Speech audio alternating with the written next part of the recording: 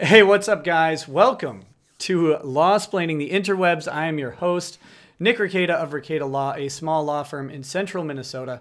If you're ever in Minnesota and you run into legal issues, please look me up. With me today is a special guest by the name of Sasha. Hey, man, how's it going? Hey, nice to see you. Nice to see you. Thanks for coming on the show. As the audience, I think a lot of the audience might actually know you personally so far, but more people will be joining over the next probably 15, 20 minutes and we'll really get ramped up. But as you may or may not know, Sasha is recently, I guess, gotten a little bit of fame and recognition because he, well, why don't you tell us what kind of happened? Let's just start there and then we'll kind of talk about it. Well, we have a teacher who I'd like to say is a very good teacher. First of all, he's Oh getting. yeah. Sorry, let me cut you off 1 second. I wanna make something very clear because this was kind of going on in the chat before the show started. My understanding is that there is no one wants any animosity or like repercussions for the teacher himself. From what I'm reading in the chat is that he seems to be a very good teacher that's pretty well respected at the school. Is that right? Absolutely, one of like the favorites of the students. Yeah, so we're not looking to make anybody, like, we're not looking to put anybody out. I don't do that personally. I don't go after people's jobs. I don't go after people's income or anything like that. We're just going to talk about a situation that happened to you. There were some legal claims made in that situation. We're going to talk about those, and then I'm hoping we'll kind of transition that conversation into what it's like to be in a public school as a teenager in current day America. Because I graduated from college from high school 18 years ago, and things seem to be very different now, but maybe they're not. So I'm hoping we can talk about that. So sorry to cut you off, but I want to be very clear to the audience that we're not going after this teacher or anything like that. And we certainly don't want anything to happen. But we'll talk about what's been going on at the school and stuff like that as we go. So sorry, if you could go ahead and kick back into what was going on. Yeah, of course. That's honestly what I wanted to start off with, just to make sure, because the teacher is going through a lot, but I think it's partially just. I started off with me making a recording of the teacher going on a bit of a rant, but it was a planned rant. He had a whole slide for it, and he taught it to his, I think he has 4 or 5 or 6 classes Sure. in a day. So I'm pretty sure everyone got the same thing. So it didn't, it wasn't like some sort of rant. And I filmed it, then, like, I think it was a week later that I posted it. And then it got like 10 views, and then the next day it started growing by thousands. And now it's at 1.5 million. Yeah, that's ridiculous. I never imagined there'd be. And also something to the school is that I was sent down to the main office today twice, obviously, and the school was surprisingly like understanding and not trying to get me to delete it or anything of the sort. So that was a surprisingly welcome thing. Yeah, that seems kind of that was counter to what my opinion or my idea of what the school might respond with. I thought you might be in quite a bit of trouble. One, for just filming in a class, recording in a classroom. And then two, for posting it. I thought they might try and kind of muscle up on you or whatever. Mm-hmm. But they haven't done that at all. No, not yet. Well, at least not yet, yeah. We'll see how that goes. No. So let's, I guess, do you want to talk about like what he said, or should I just go play I guess I could find the clip and play it. I don't know what, it's up to you. I think you probably should play it so nothing goes out of context or sees it. Yeah. Okay. Let me pull it up here. The audience will hear this clip. You will not, the way I have it. I've heard it quite a bit. I'm sorry. What was that? I've heard it quite a bit already. Yeah. I've heard it quite a bit already. I have. Yeah. That's true. You're like 500,000 of the 1.5 million views, right? No, I'm just kidding. That's Absolutely, yeah. Up and down to see it. It's actually okay. So a little bit ago, I had checked this, and it said 1.55 million. It's actually 1.63 million now. Ignorance, racism. Okay. Hold on. And by okay, so I'm about to start the video. The audience will hear it. You probably heard little blurbs of it because Twitter's video player is annoying. But here we go. So it's 40 seconds long. Bear with us. We just want to make sure all of the everything that is said is actually presented, you know, as it is in the video. It's not just us relaying this stuff. So here we go. And by every time you retweet one of these things, or every time you promote this idea, you are promoting ignorance, racism, genocide, anti-Semitism. These are all things that you are putting forward when you are doing anything that promotes PewDiePie. So be careful about this. Can they if hear someone it decided to, if yeah, something they were to can happen, if PewDiePie were to be sued for this, you could be complicit. If you retweet it, they can make you pay a fine as well, because you have officially published anti-Semitic things. So if you are republishing this stuff, you could get in trouble for it. Be very aware that that is a real thing. All right. So the clip just ended, and the end of the clip is where he starts to make the legal claims, right? He talks about if you retweet PewDiePie, if you retweet someone, it doesn't have to be PewDiePie, but that's the name he mentions, then you are supporting anti-Semitism.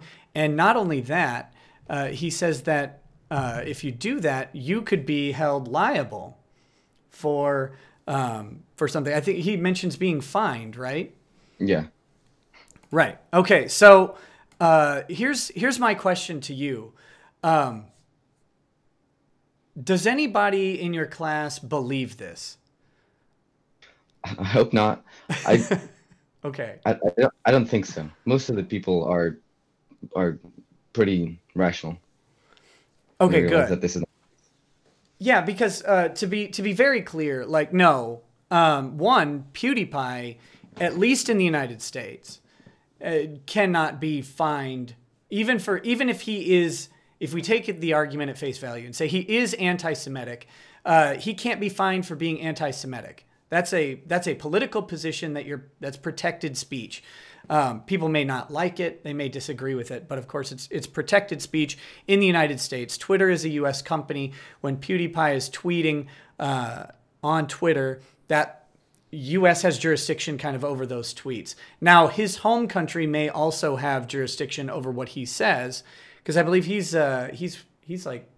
somewhere in Europe, I think, but Sweden, right? Yeah, something like that. So his home country may have some jurisdiction over what he says, but they don't have any jurisdiction really over what like you or I or anyone else who's not in that country would say. And then furthermore, like the licensing scheme of Twitter makes it so that the retweet function allows you to share whatever's on Twitter with a pretty open license. And at that point, you're actually, there's this, I don't know, a lot of people on here, I believe, have probably never watched my channel before because a lot of people are classmates of yours. But I talk a lot about this specific provision in the United States Code. It's called Section 230 of the Communications Decency Act. And it's what protects platforms like Twitter and Facebook from things that people say when they use their platform.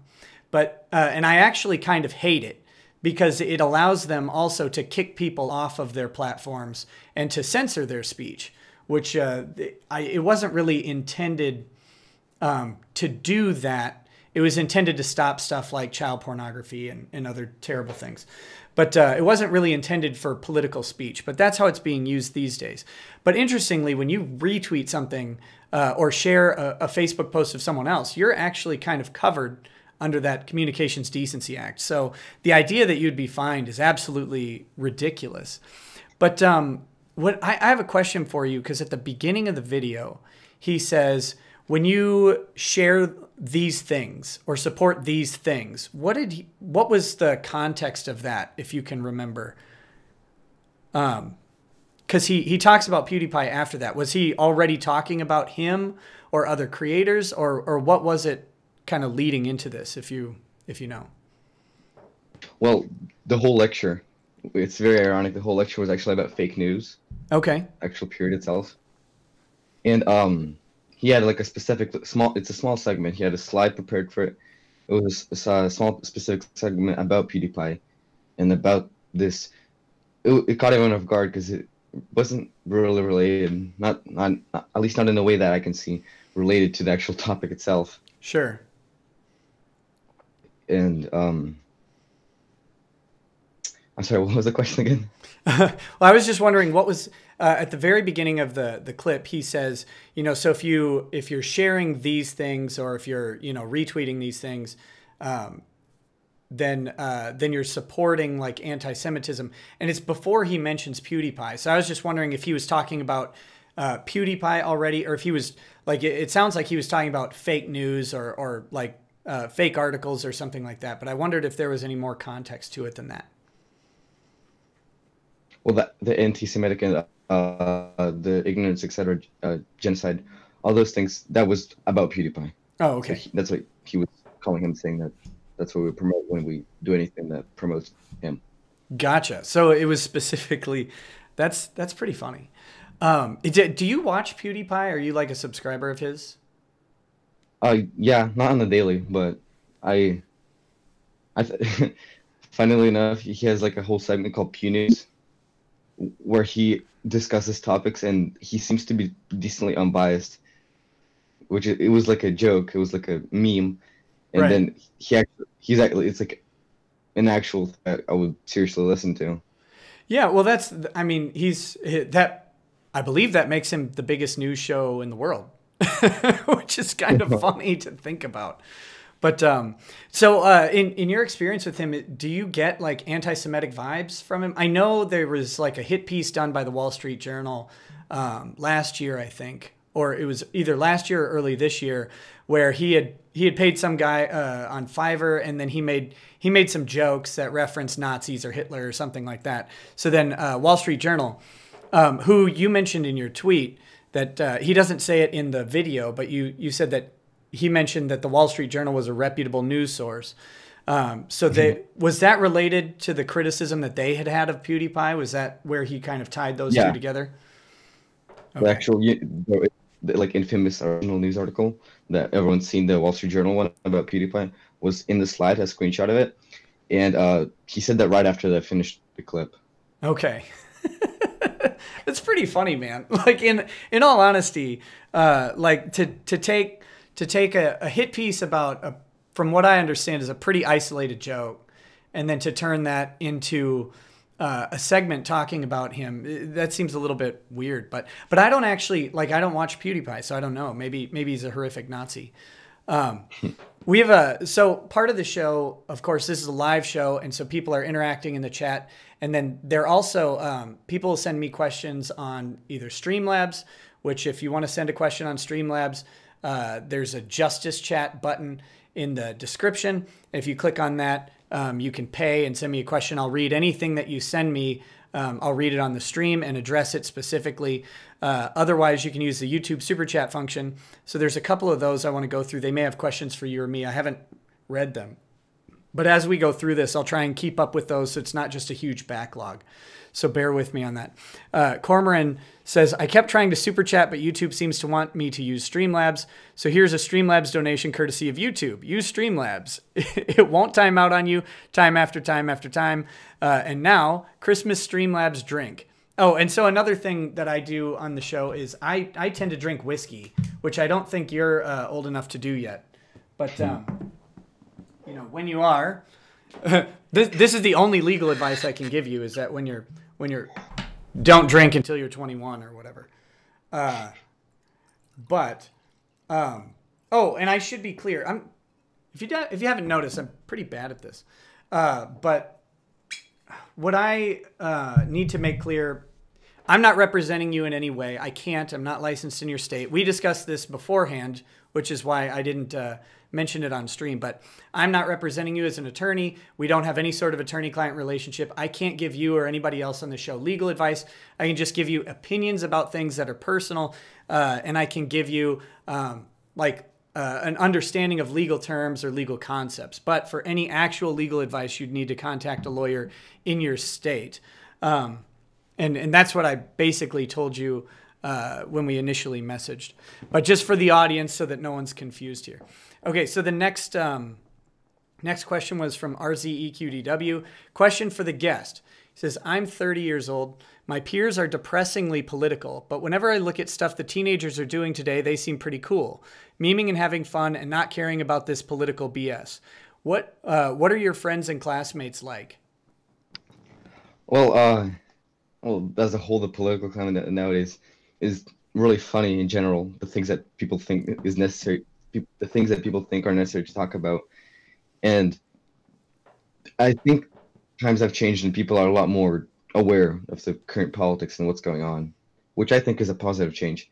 But I think people should also, and I've been part of this sometimes, go too far and like say too much or just make it too big or unnecessarily big. Yeah, and my perspective on this, and I'm with you. I've been guilty of this for years. It's why I no longer do Facebook, because Facebook, for me, which is worse than Twitter, in my opinion, for my personal habits. On Facebook, I would get way too political, talk about politics way too much, and I realized that I was doing that with my friends and family, which I didn't like. But I do think you're right. I think you're onto something with the social media. I think allows us to have this more constant awareness of what's going on in the world, and the ability to discuss it with people who are both like-minded and who vehemently disagree with us. So that's pretty interesting.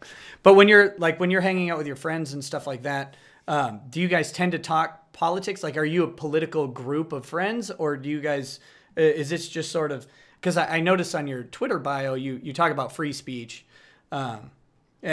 which is about all it says. Free speech, yeah. Right? I made a Twitter video.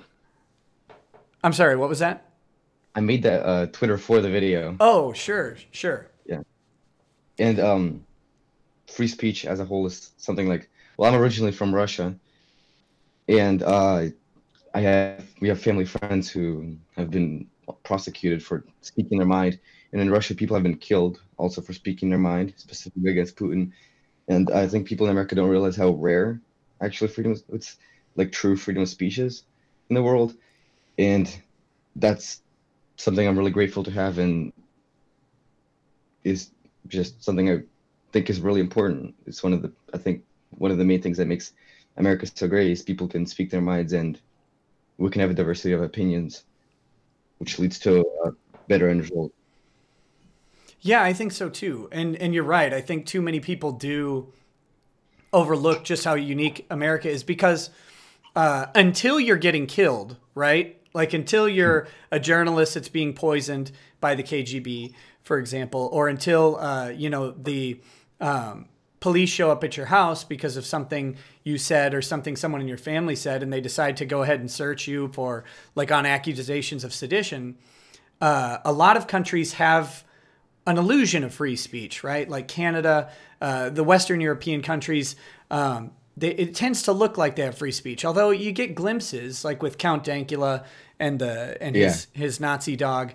Obviously, they don't have free speech in the same way we do, but I think it kind of lulls the West when you're not having this stuff happen. But coming out of Russia, they've had problems with this for years. That's pretty cool. I didn't realize you were so you were born in Russia. When did you move to the U.S.? When I turned 6 here. Oh, okay, and sure. I go back to Russia every summer. But that's pretty cool. I want to go to Russia. I've never been there. I don't want to stay, but I'd like to go. Okay, so Mithran Emrys says, depends on the school, Nick. Ours has a social media policy where students can be disciplined for their posts if it causes a substantial disruption of the learning environment. Mithran Emrys is in law school. Are you in a private law school or are you in a state school? If you don't mind, you can just tag me or whatever. and let me know, because I'd be curious about that. Cormoran donated, and he said, Woke Maddox, Adolf Hitler times Genghis Khan plus KKK equals PewDiePie. Smegma Bukaki 69, that just doesn't seem appropriate. He says, is it against the law to kick a history teacher in the pussy asking for a friend? Yes, generally speaking it is. But, you know, with that though, we talked about at the beginning of the stream that you weren't really, like, you're not looking for discipline for this teacher, or, well, you weren't looking for him to lose his job. Although I think you might have mentioned discipline somewhere or something. What, okay, so this happened. I get the impression from you that you feel like this was not appropriate for the public school classroom, at least. Is that accurate? Yeah, I felt like he felt like he was entitled to do something like that. Right. Which I don't believe he was. It was I don't want to say brainwashing, but the way he said it was very punctual and very just forceful in a way. Right. And in my opinion, from what I've read, again, lots of people in the chat were saying this is a good teacher who's very respected. But with that, to me, comes some responsibility, right? Because he's going to have, especially, and don't take this pejoratively or offensively, but he's dealing with kids. You know, these are, if someone tells me something, I inherently don't listen to them. Like, because I'm too jaded at this point in my life to listen to anything anybody else says. But, you know, you're going to school. The assumption is that the person giving the lectures is someone with, you know, some sort of authority and credibility. So I think for him to say this, it is pretty dramatic, because he's putting the weight of his, I guess, teaching position behind it, his training, and then the respect that he's built up over the time of his career. So out of curiosity, so we both think that this is inappropriate. What level of, like, recourse do you think is appropriate for him? Obviously, I've heard stuff about death threats coming in. That's not acceptable. And no one deserves that kind of stuff. But, like, what's the outcome? Like, what would you like to see happen in an ideal world based on this event? That's a hard question. Well, I want to see. The way he said it made it sound like something like this, something similar like this has happened in the past. If it has, then, like, if it's a reoccurring thing, that's a really hard question.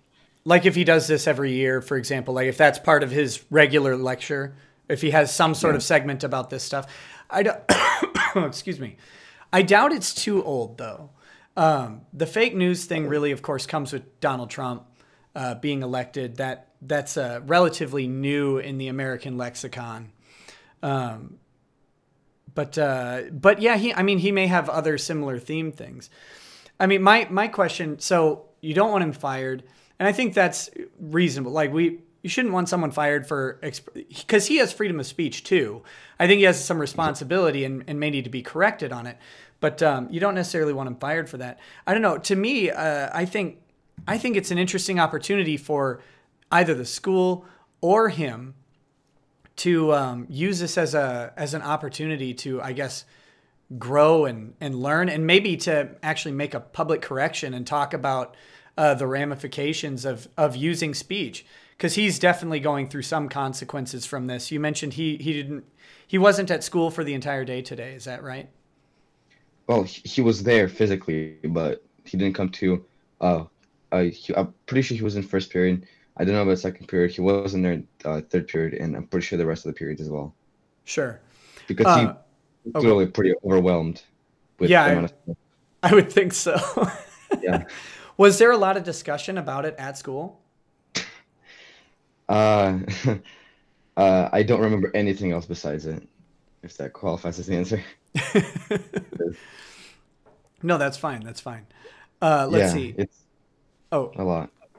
Yeah, I mean, to me, it seems like, but I don't know if you force him to do this. It just seems like he should maybe address the fact that we do live in an age. We live in a society. That's the meme, right? No, we live in an age though where viral videos do expose things that people might not realize are going on. And obviously the reaction outside of your school to people looking in, you've got a million people looking at this thing and going, whoa, this is really wrong. Some people want this guy fired. They want him to never teach again, stuff like that. So there is this visceral reaction because there is some semblance of a culture war going on, at least on Twitter. I don't know if Twitter is real or not, but it's at least there. But actually that leads me to a question. Then we'll get back to some more chats. Is there the same type of cultural tension between, I guess, the left and the right at your school? I mean, you're in what? You're in middle school, right? Oh yeah, 8th grade. Okay, so 8th grade. Is there like so on Twitter, of course, you have pretty violent. I don't want to say violent, but pretty animated, we'll say, discussions about things like race, gender, anti-Semitism, racism, all of these things. Is it the same kind of inside the microcosm of an 8th grade experience? Like how does that translate? I feel like people in our school do a fairly good job of coexisting with each other, depending on their views. They might not enjoy each other, but they don't what's the word? Like, they won't try to push each other away or try to prevent, in most cases, try to prevent anyone from doing anything. Sure. But I mean, obviously, I live in Western Washington, and it's pretty far left in general. Yeah, very progressive area. Yeah, and I think a lot of it is progressive in the wrong sense. Right. Yeah. The political progressive. Progressive but backwards, in a way. And I mean, yeah, people do seem to go with the flow and just agree with anything, and people don't think don't think as critically as I wish they would. Right. You'll find that. I mean, not to like old-splain to you, but you'll find that out for the rest of your life. That's just, you're never going to find the amount of critical thinking that you wish existed. Yeah. Excuse me. So back to a couple of these chats. Rob Nick says, high school kid, you're doing great. Dak9554 says, smash subscribe to Pewdiepie. And yes, definitely keep Pewdiepie above T-Series because T-Series is garbage. Rob Nick says, Pewd is normie, nerd caught up in an SJW political storm. Ultra Kale says, can you ask this to Sasha? Well, I can, yes. Do you think this happened because of the sub to Pewdiepie posters around the school and on top of the skylight? And that's from Kale. Oh, hey, Kale. Yeah, well, there's like this whole thing about doing your part in helping Pewdiepie not get defeated by T-Series. And me and a few friends, we went around the school putting up, not like covering up anything, which is important, putting up like subscribe to PewDiePie posters. They didn't have anything vulgar on them or anything like of the sort. It was just like 9-year-olds unite, something stupid like that. Sorry, go ahead.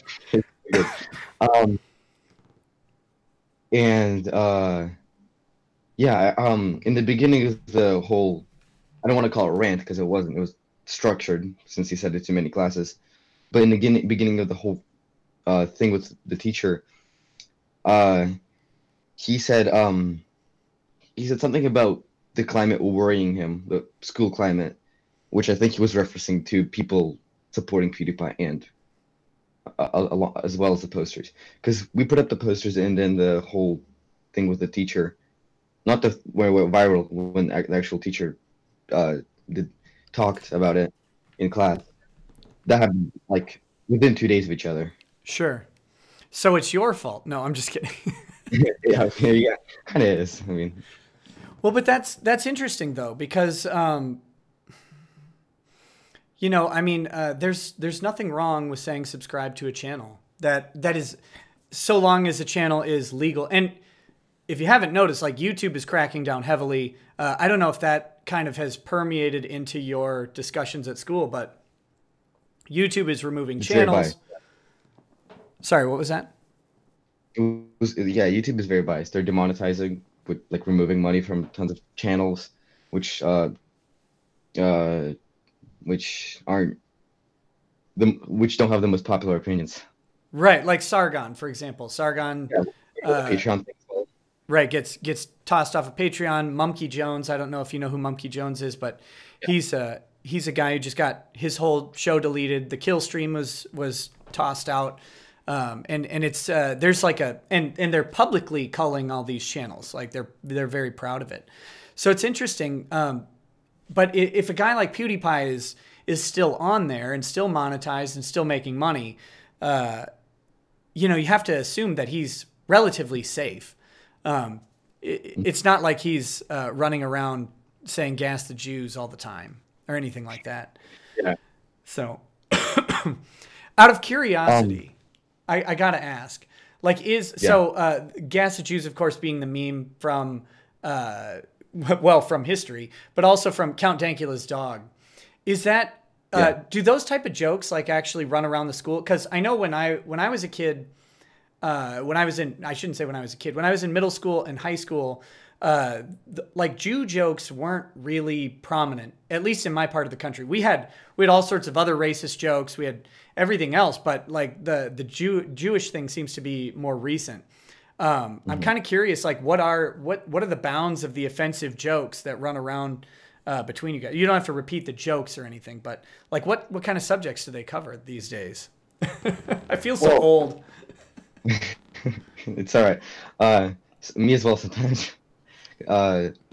Well, I feel like a lot of people are sensible and well. Here, I want to first. There's something, I think it was Chris Reagan who said he believes in equality. We should make fun of everybody. Yeah. Which is, I think, it's like a joke, but it's also very, very true. It's also in a SpongeBob episode. I think like when you start treating people like minorities, especially because they've had to deal with oppression in the past, and possibly, well, don't want to get into the whole they're oppressed now or not thing. If you give them special treatment, it won't help them or the situation. I don't think special treatment to a small extent, it doesn't lead anywhere or possibly gets worse, or a ton of special treatment which just helps. Right. Yeah. And I mean, the idea, so there's a concept called the bigotry of low expectations. I don't know if you've ever heard that phrase, but that's the idea where it's almost like racism in a different direction, where a in power group in the West, for example, would be white. White people would say that well, these other races can't do it on their own, so we have to step in. That's the bigotry of low expectations. Exactly. Yeah, that sounds like what you're talking about, and that's equally dangerous. In a way, I'd say it's a little more sinister because people may not know where they stand. But if people don't realize they're doing it. Right, yeah. So that's wild. Okay, a couple more chats here. Mithra Nemmer says, politics where both sides lie to you while spending your money on their special interest projects. We are merely pawns. Yeah, I agree. Bagel Goose says, end the Fed. Hoosier Highway says, oh, young man, this is to you. Because I'm old. He says, he was brainwashing. You did good.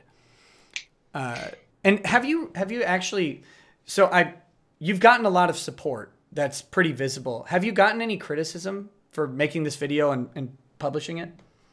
On Twitter, not that I've seen of.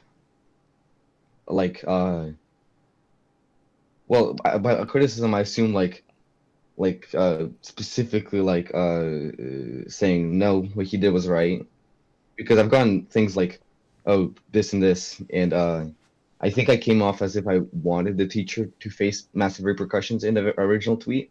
Right. Because I said, how ignorant can you get, which I think is a pretty true thing to say, but it sounded like I was trying to get him fired or something like that, which again I'm not. And sorry. No, no worries. Are you reading the chat? Yeah, a little bit. It's I told people to be like normal, and people are saying Sasha is 100% lesbian. Yeah, I when you chuckled, I was like, I know exactly what he just read. No, Yeah. it's fine. This is a free speech like when I read in your bio that it just said free speech, I was like, okay, I like this person immediately. I talk about free speech all the time. It's something that I think we don't understand how close we are to losing it. Yeah, So. yeah, absolutely. So Oh, and so the criticism thing, I've received a few criticisms in the school, but I really think it was just a thing of like group, like the thing, same thing with the go with the flow thing. I don't. Sure. I think they were just misinformed, and same thing as with the teacher. I think the teacher was also misinformed. So I'm not holding it up against them. I'm just trying to make the teacher and them see Right. that So when Pewdiepie isn't a racist.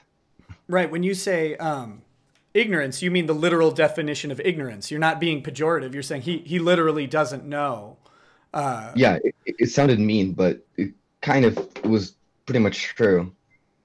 Yeah. I mean, and that's it. What's interesting about that is that used to be sort of the call of the progressive would say that before racism was such a weapon, or not. Before the accusation of racism was such a weapon, they would blame racism on ignorance. They'd say, you know, these people just don't know any better. They're raised by parents who grew up in a generation of racism. You know, it's this tradition. We're trying to break it. Ignorance was a label in that way, and it really, I mean, it could be used offensively, but it typically wasn't. It was you're saying that this person doesn't understand what they're doing. And now it's funny because when you use that now, it's like, no, how dare you suggest that someone doesn't know? And why, honestly, like, why would we expect a middle school history teacher to accurately represent PewDiePie?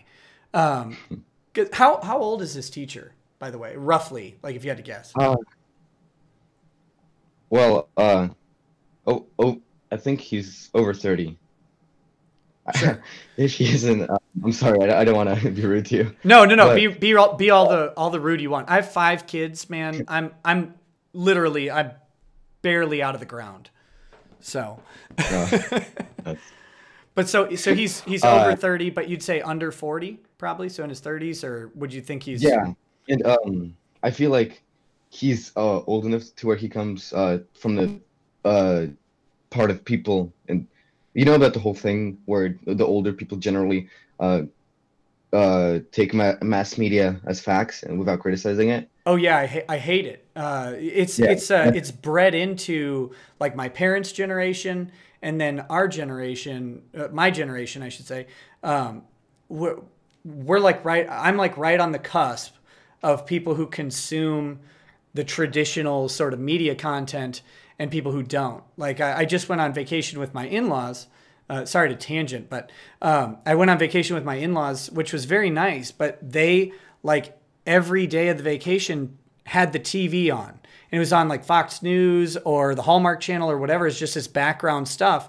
Whereas my wife and I, when we're on vacation, we don't, like, TV is pretty much the farthest thing from our minds unless we're absolutely sunburned and just laying in bed crying, right? Like, we're not watching TV. We're out doing stuff. We're out eating good food or whatever. So, but it's this generational divide. And I think when you get someone who's like 35 years old, for example, like this guy, or my age, I'm 37.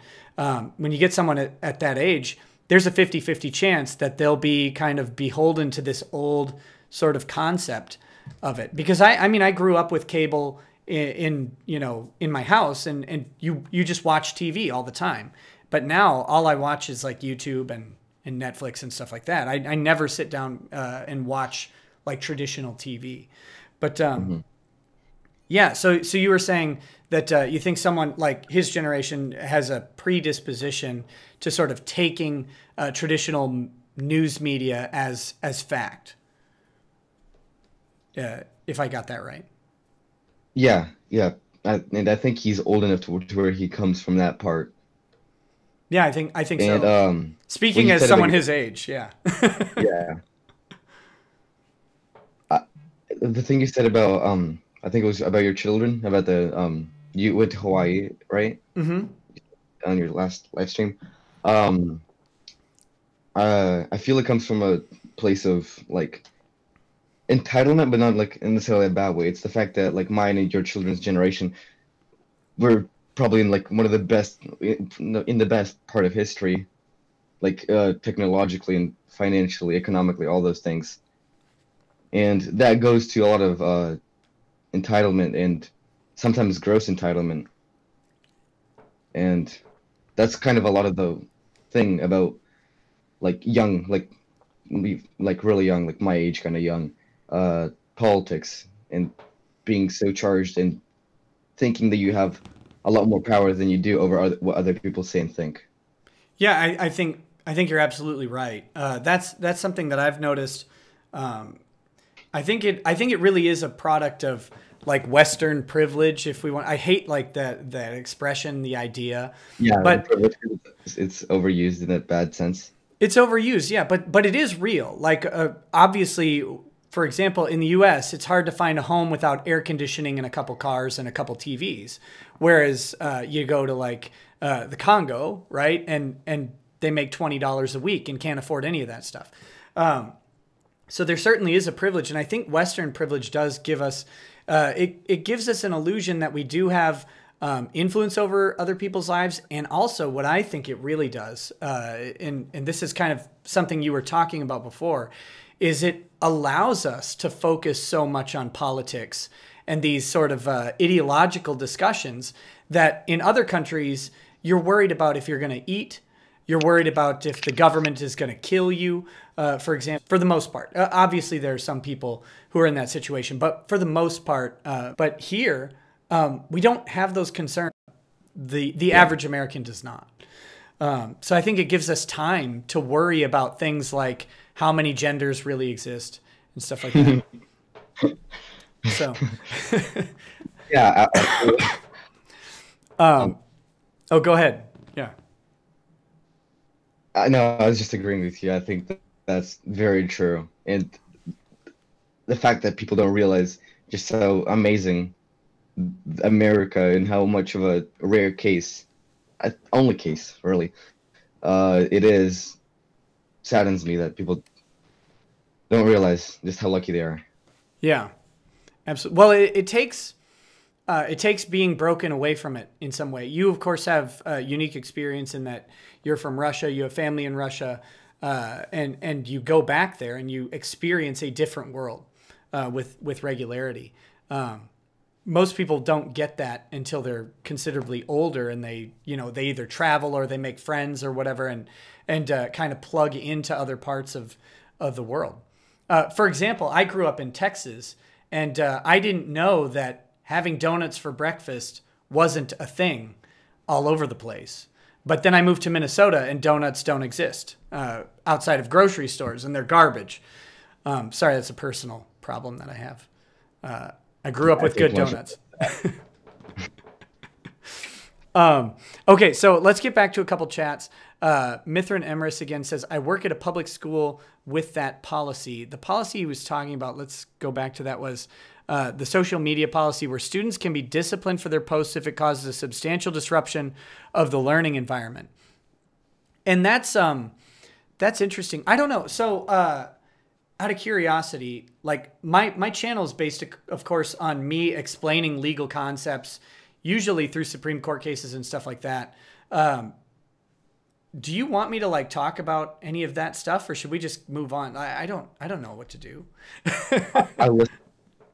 I listen to anything you say. It's interesting.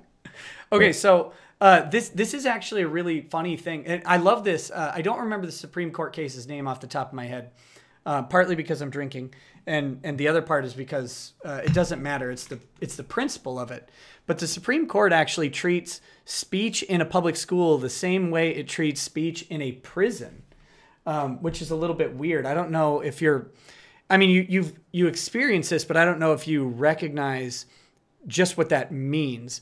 But they have a custodial duty, one, to keep you alive and safe, although sometimes they're bad at that. Two, to educate you. And those concerns in a public school setting are put on a level of authoritarianism that is different from everywhere else in America except for prisons, public schools and prisons. And they say that the responsibility of the school is to educate you beyond even your, for example, your right to be free from a search, right? Like they can come in and they can search your lockers on much less suspicion than they would have if they wanted to like search my car. If a cop pulls me over and wants to search my car, he has to have a lot of reason to do that. At a school, they really don't need that. And the same goes for speech and every other right that you would have. They're mitigated because of this. And I always just love it because that court case, the Supreme Court literally says public schools and prisons. Same thing. One more correlation. Yeah, it's like a Pink Floyd song wrapped into or put into actual Supreme Court case. So good job, guys. But yeah, so they can actually have a social media policy. You can, and to be very clear on this, you could, if there is a clearly written policy, have some ramifications, I guess, if you retweeted PewDiePie, but I think you'd have to retweet it and add your own very inflammatory and distracting sort of commentary to it to really qualify. But you could have school ramifications, but you're not going to have legal ramifications. Yeah. Because they still can't haul you to jail for this stuff. Thank God. It would be, in a sense, it would be so funny if they did put me in juvie or something. Yeah. What are you for? If they killed the kid. Yeah. What are you for? I tweeted something. It'd be you know, but what's funny though is, and not to generalize, but well, definitely to generalize, I think there are lots of teachers who think that would be appropriate. And that's what bothers me about the public school system, is that I do think there are people in it, and I don't know why. I'm trying to figure this stuff out. I don't think, some people think like public education is a big conspiracy in like leftist brainwashing. I don't necessarily think it's that elaborate. I think it attracts a certain, I think it attracts a certain personality type, and they're just more likely to be left leaning. But that leads me to a question. Good job, me and my brain. Do you get the impression that most of your teachers are like left leaning? Are they more centrist, or does it not come across? What is that environment like in a school today? Well, I mean, I haven't met a single teacher who's been right leaning, but well, they clearly have their biases. I mean, last year I had a teacher who ignored me.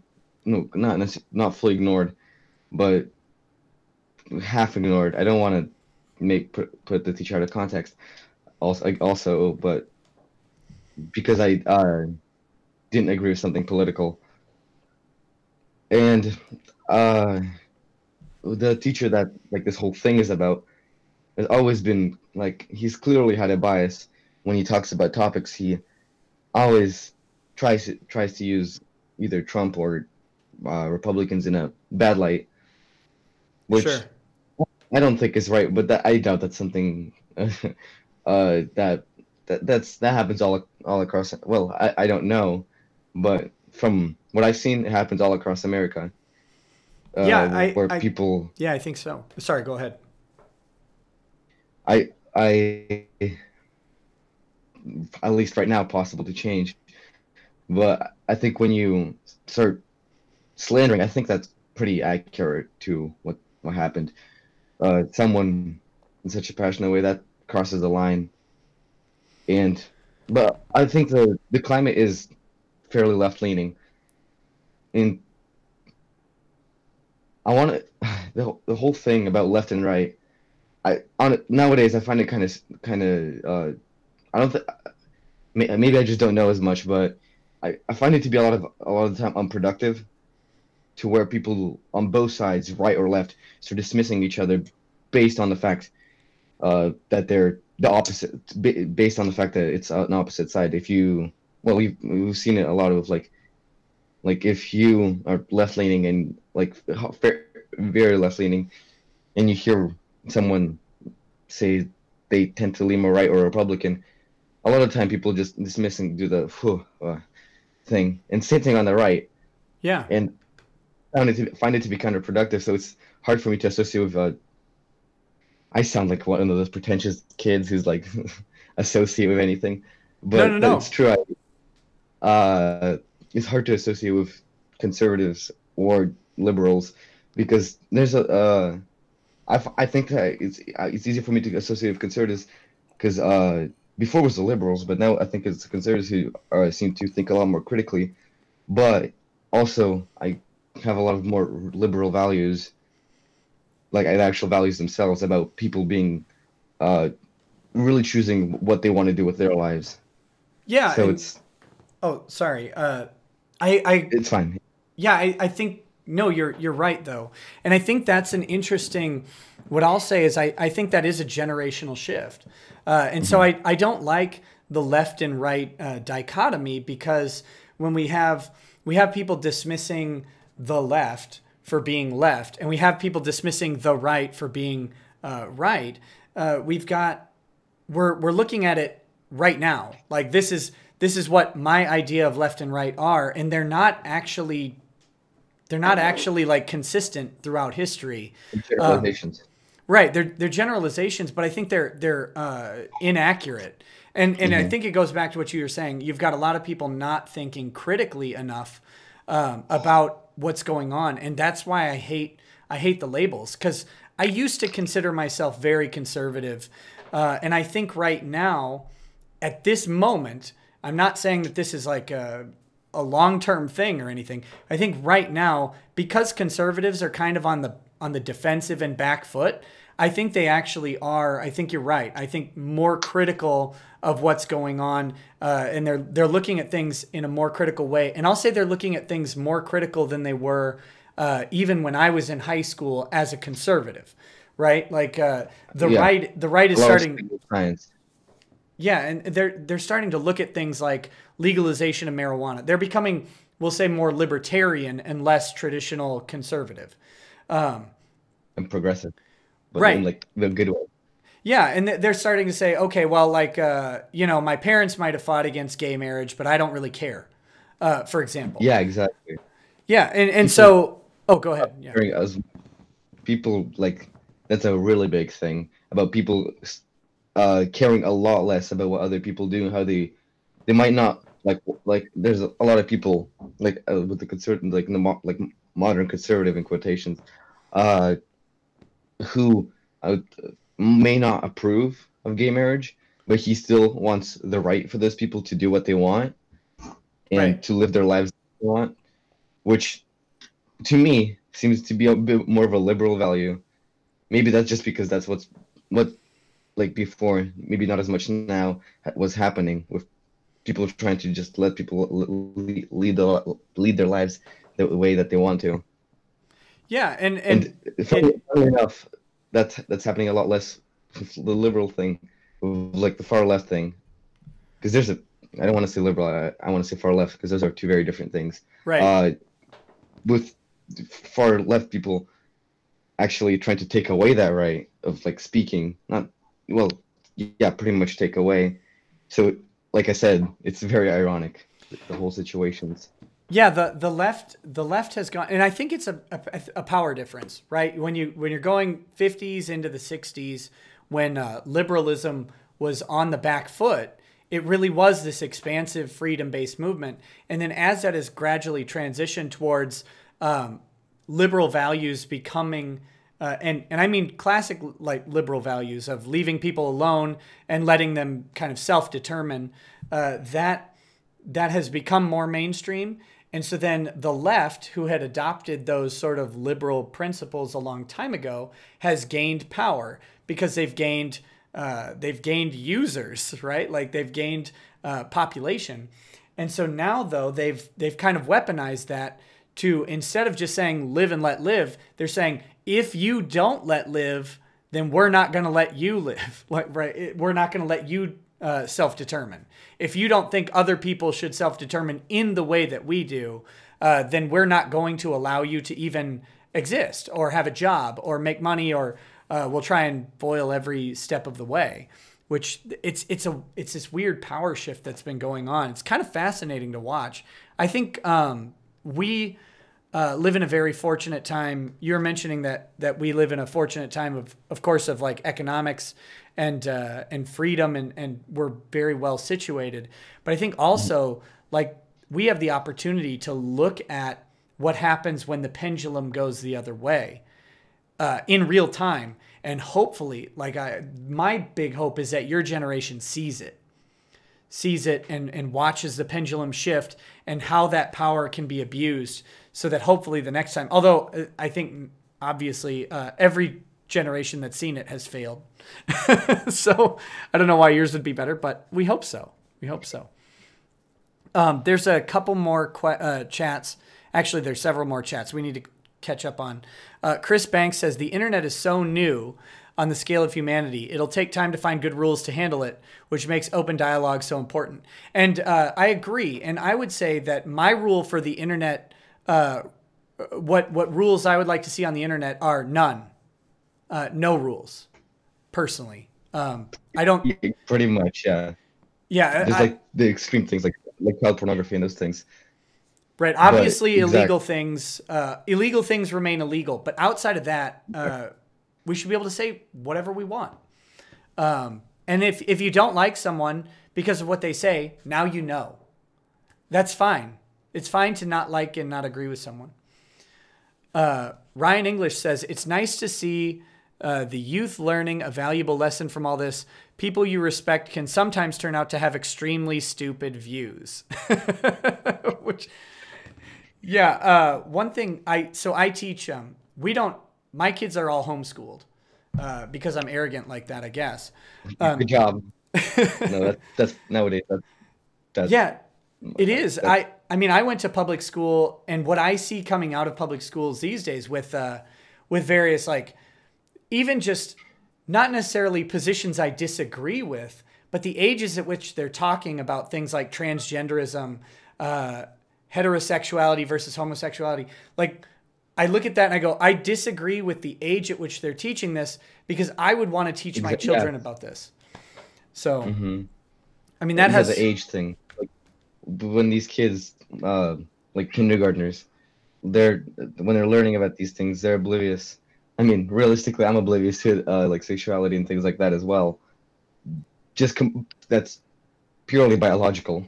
Yeah, I can't even remember what being 14 was like. I mean, because like the whole idea of like sexuality, dating, my whole life, for the last 15 years I've been married. Like I've been married longer than you've been alive. And so I don't even remember what that was like prior to that. And thinking about like dating in a modern age is terrifying to me. So hopefully my wife outlives me. So she's a sucker who has to deal with finding someone else. But yeah, like the idea that, I mean, we had sex ed classes in school. I think we had like 1 week in 4th grade was it. That was it. And now I feel like sex education is kind of woven in from kindergarten on. I don't know if that's accurate or not. I think the actual sex part of it is, I think it was also for us, it began in 4th grade. And to be honest, I barely even remember 5th grade. So I can't really tell you what we were taught in kindergarten. But, and I didn't even speak English fully in kindergarten. Yeah, you had that whole hurdle. Yeah. But I do know that that's a real thing. It's in America. It's actually, again, also not as bad. Like, the whole you probably do, in Canada, how they're trying to. It was like last year they had the whole LGBTQ etc. conference for all teachers. Right. How they should, like, teach the kids and speak about these things at a very young age. It's just kind of it's popularity points, like, because it makes you sound noble and like you're doing a good thing, when you're really just teaching kids something they can't understand, and wasting their time at least, just at the very least. Yeah, I agree fully. And I don't know where it stops, but that's been my whole problem with this whole thing is what I do remember about being around your age is I remember not knowing who I am, not knowing like where I fit in, and trying to figure that out, right? Like that's why I hated junior high, and I think why most everybody hates junior high or middle school or whatever. And some people end up liking high school, but a lot of people hate that too, is because the whole time you're struggling to like peg yourself into some sort of group. And don't peg yourself, y'all. No, sorry, that was an inappropriate joke.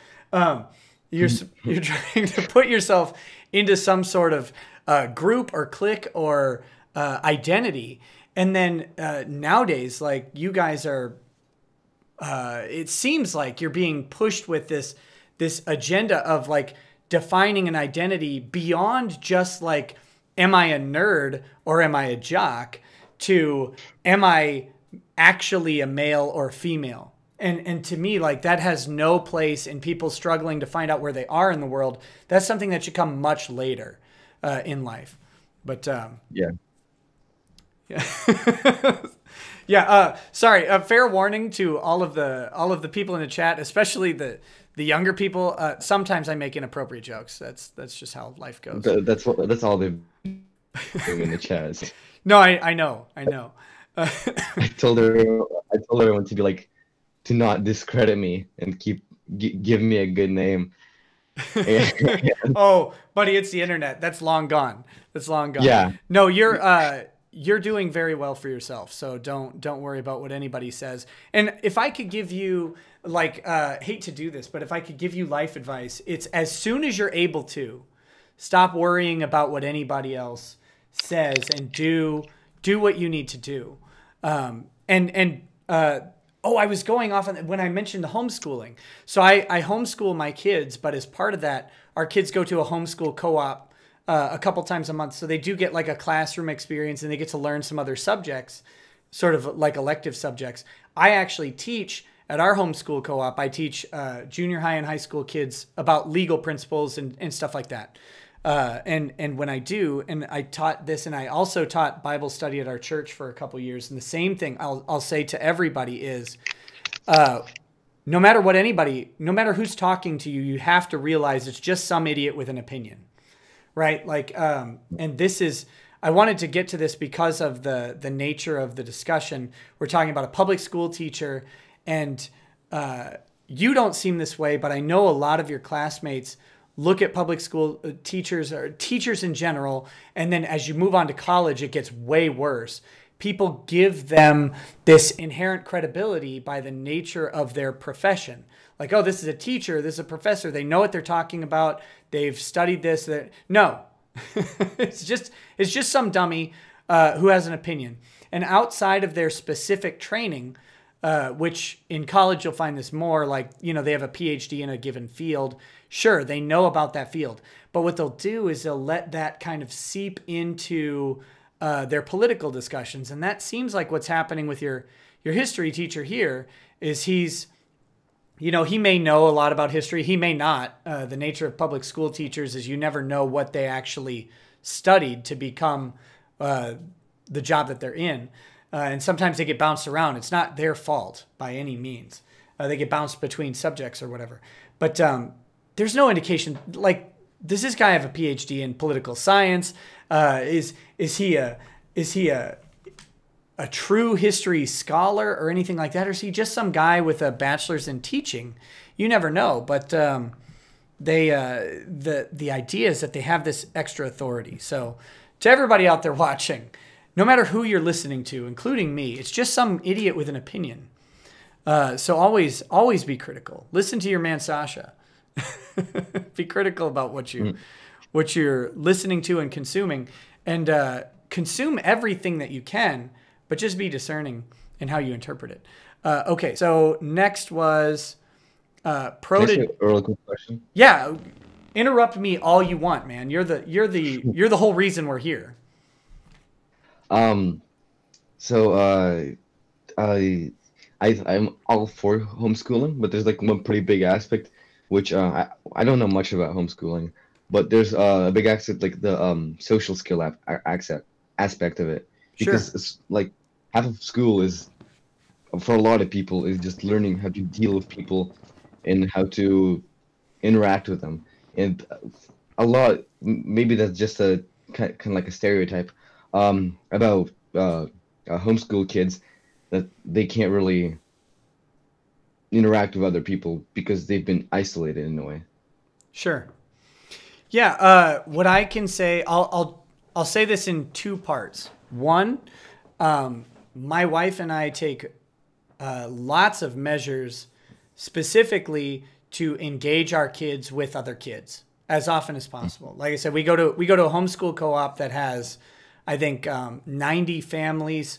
And because we're homeschoolers, 90 families means like 7,000 children. Wow. But that's a joke about how many.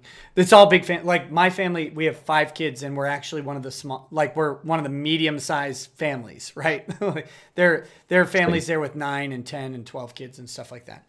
So, but we do that. They go to a lot of church events and stuff like that. So they're interacting with other kids because we were concerned about the social aspect. And the other thing is, of course, you want them to have friends, so you do that. But I've got, sort of in response to that, I've got a question for you. You're in your age. Mm-hmm. Do you think that, well, how much this, I'm trying to ask this question without compromising you in any sort of way. But like, do you like people who are your age? Do you know what I mean? Like, do you think they're well-adjusted people? Yeah, no, I do.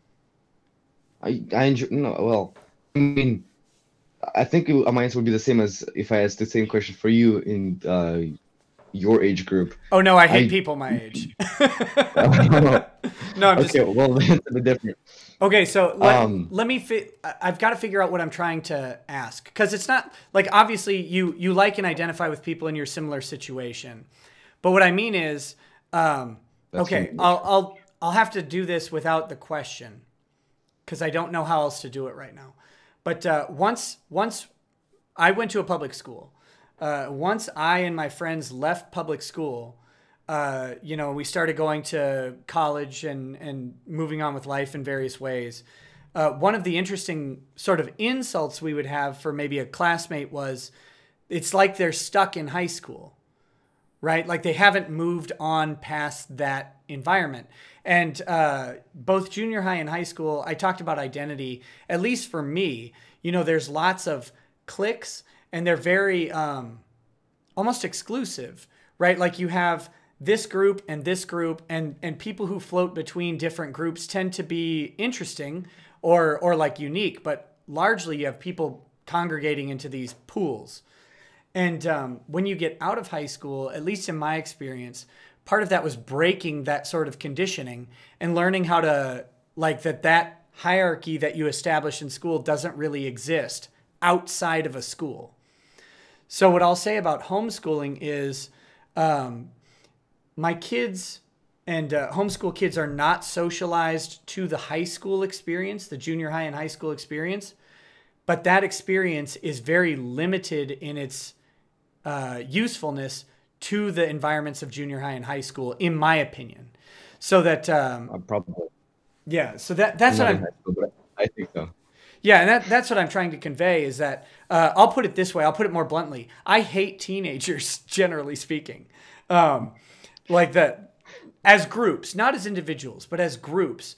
I don't really care for them because their interests are so different than mine. It's not like some personal thing, but so I don't want my kids to socialize in the same way and be socialized to the idea of a high school environment because I don't value that environment in any sort of way. And I think that it's only useful in that specific circumstance. So to kind of answer your question about the socialization aspect, like we try and make sure our kids are good at interacting with other people. They're respectful to adults. They're respectful to other kids. That's what we try and do. And we try and give them plenty of opportunities to do that. But on the same token, being normative to high school isn't valuable to me at all. So I hope does that answer your question? Yeah. Okay. Do you think that for a lot of people, for a lot of homeschool, or is that? I can't speak to what other people do. I mean, the people I know who homeschool other than us do the same sort of things. Like they try and get their kids to socialize. But what you find, which is, and maybe this is weird, but what I found to be consistent amongst homeschool families that I interact with, and let me be very clear, I know bad homeschoolers as well. I have experience personally with someone who was, their family homeschooled their 9 kids or whatever all the way up to 8th grade and then prevented them from going further and prevented them from going into public school and stuff like that, which I found to be abusive. Personally, they stopped educating their children and had control over them because of that. So I'm not saying all homeschoolers are good. The ones that I typically interact with are in the same boat as us.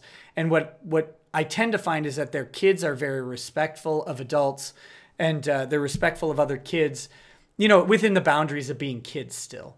But I find them to be more respectful than other people I encounter. So I don't know. I don't know if it's right. Like you only find out if you screwed up your kids later in life. So we'll see. But okay, going back to a couple of these chats. Let's see. Prodigy says 8th grade. Damn, call me impressed. So like I said, you're representing yourself just fine. Don't worry about that. Dak9554 says PewDiePie equal individualist, T-Series equal corporatist. Yeah, I think that's true. Even though it's facially true. Good job. Tillip, who does all the art for my channel, by the way. I'm going to start calling you a producer because I don't know what else to call you. My producer, Tillip, says 10 years ago in my high school, I put up communist propaganda posters as a joke. Some things really don't change. Students meme posting in real life. Cormoran says, my nephew got yelled at by a substitute teacher for disputing the gender wage gap. I noticed both he and yourself take this with good laugh. Despite the fun tone that comes with youth, do you think that this is something that can really affect your education? That's a question for you, I guess. Do you think like experiences like this, I won't say for your education, because I think like obviously you have critically approached this, but what about your peers? Do you think some of you, not to throw you under the bus with your friends or anything, but you had a criticism, some of the people in your age group you don't find to be approaching subjects as critically as you would like. So does something like this affect them? Does it negatively or positively impact their education, in your opinion? I feel like it often conditions them to believe these kinds of things without looking into it, which leads to just people blindly believing random things. So yeah, I do think it negatively affects the students that are more on the gullible side. Yeah, I think I agree with you. And what I'll say is, and you can adopt this if you want, but I don't think it's a criticism. I think it's a shame that you guys need that level of critical thing. Like, because my opinion of someone your age is that you shouldn't have to, right? Like you shouldn't have to critically approach every subject you're presented with, every proclamation from a teacher. Like the whole idea is that you're placing a lot of trust in these people. So I don't want it to come across as like, oh, these people are dumb, they're not critical enough. I think you shouldn't have to be that critical, and I think that's the real danger of all this. I don't know if you agree with that or not, but probably, yeah, I do. Because like critical thinking is something that comes of age. Obviously, it's you have to experience enough to see it, to like get it, Yeah. not get it, to develop it. Yeah, absolutely. So yeah, totally, absolutely, yeah. So they're supposed to do that in school for you. Maybe he is, if we're being charitable. Maybe that's what he was doing. Mithrin Emmer says, read At the Schoolhouse Gates. Great book that covers the rights of students in secondary schools and at universities. And Mithrin Emmer is a wise individual. Good person. So that's probably a good recommendation. It's called At the Schoolhouse Gates. I haven't read it, although I have heard it mentioned before. Thank you. No problem. Triple Herbal says, I have radical but fair-minded leftist associates within academia who would be disgusted by that ignorant diatribe. And he's talking about your teacher's rant there, I'm pretty sure. That educator is a product of mass media-induced hysteria and has no place in a classroom poisoning the minds of our wayward youth. And while I would agree somewhat with the sentiment, I would temper that and say that the skills that have been developed by a teacher who's as old as this person is, because assuming, they got out of high school, they went to college, they became a teacher, probably been teaching for about a decade now.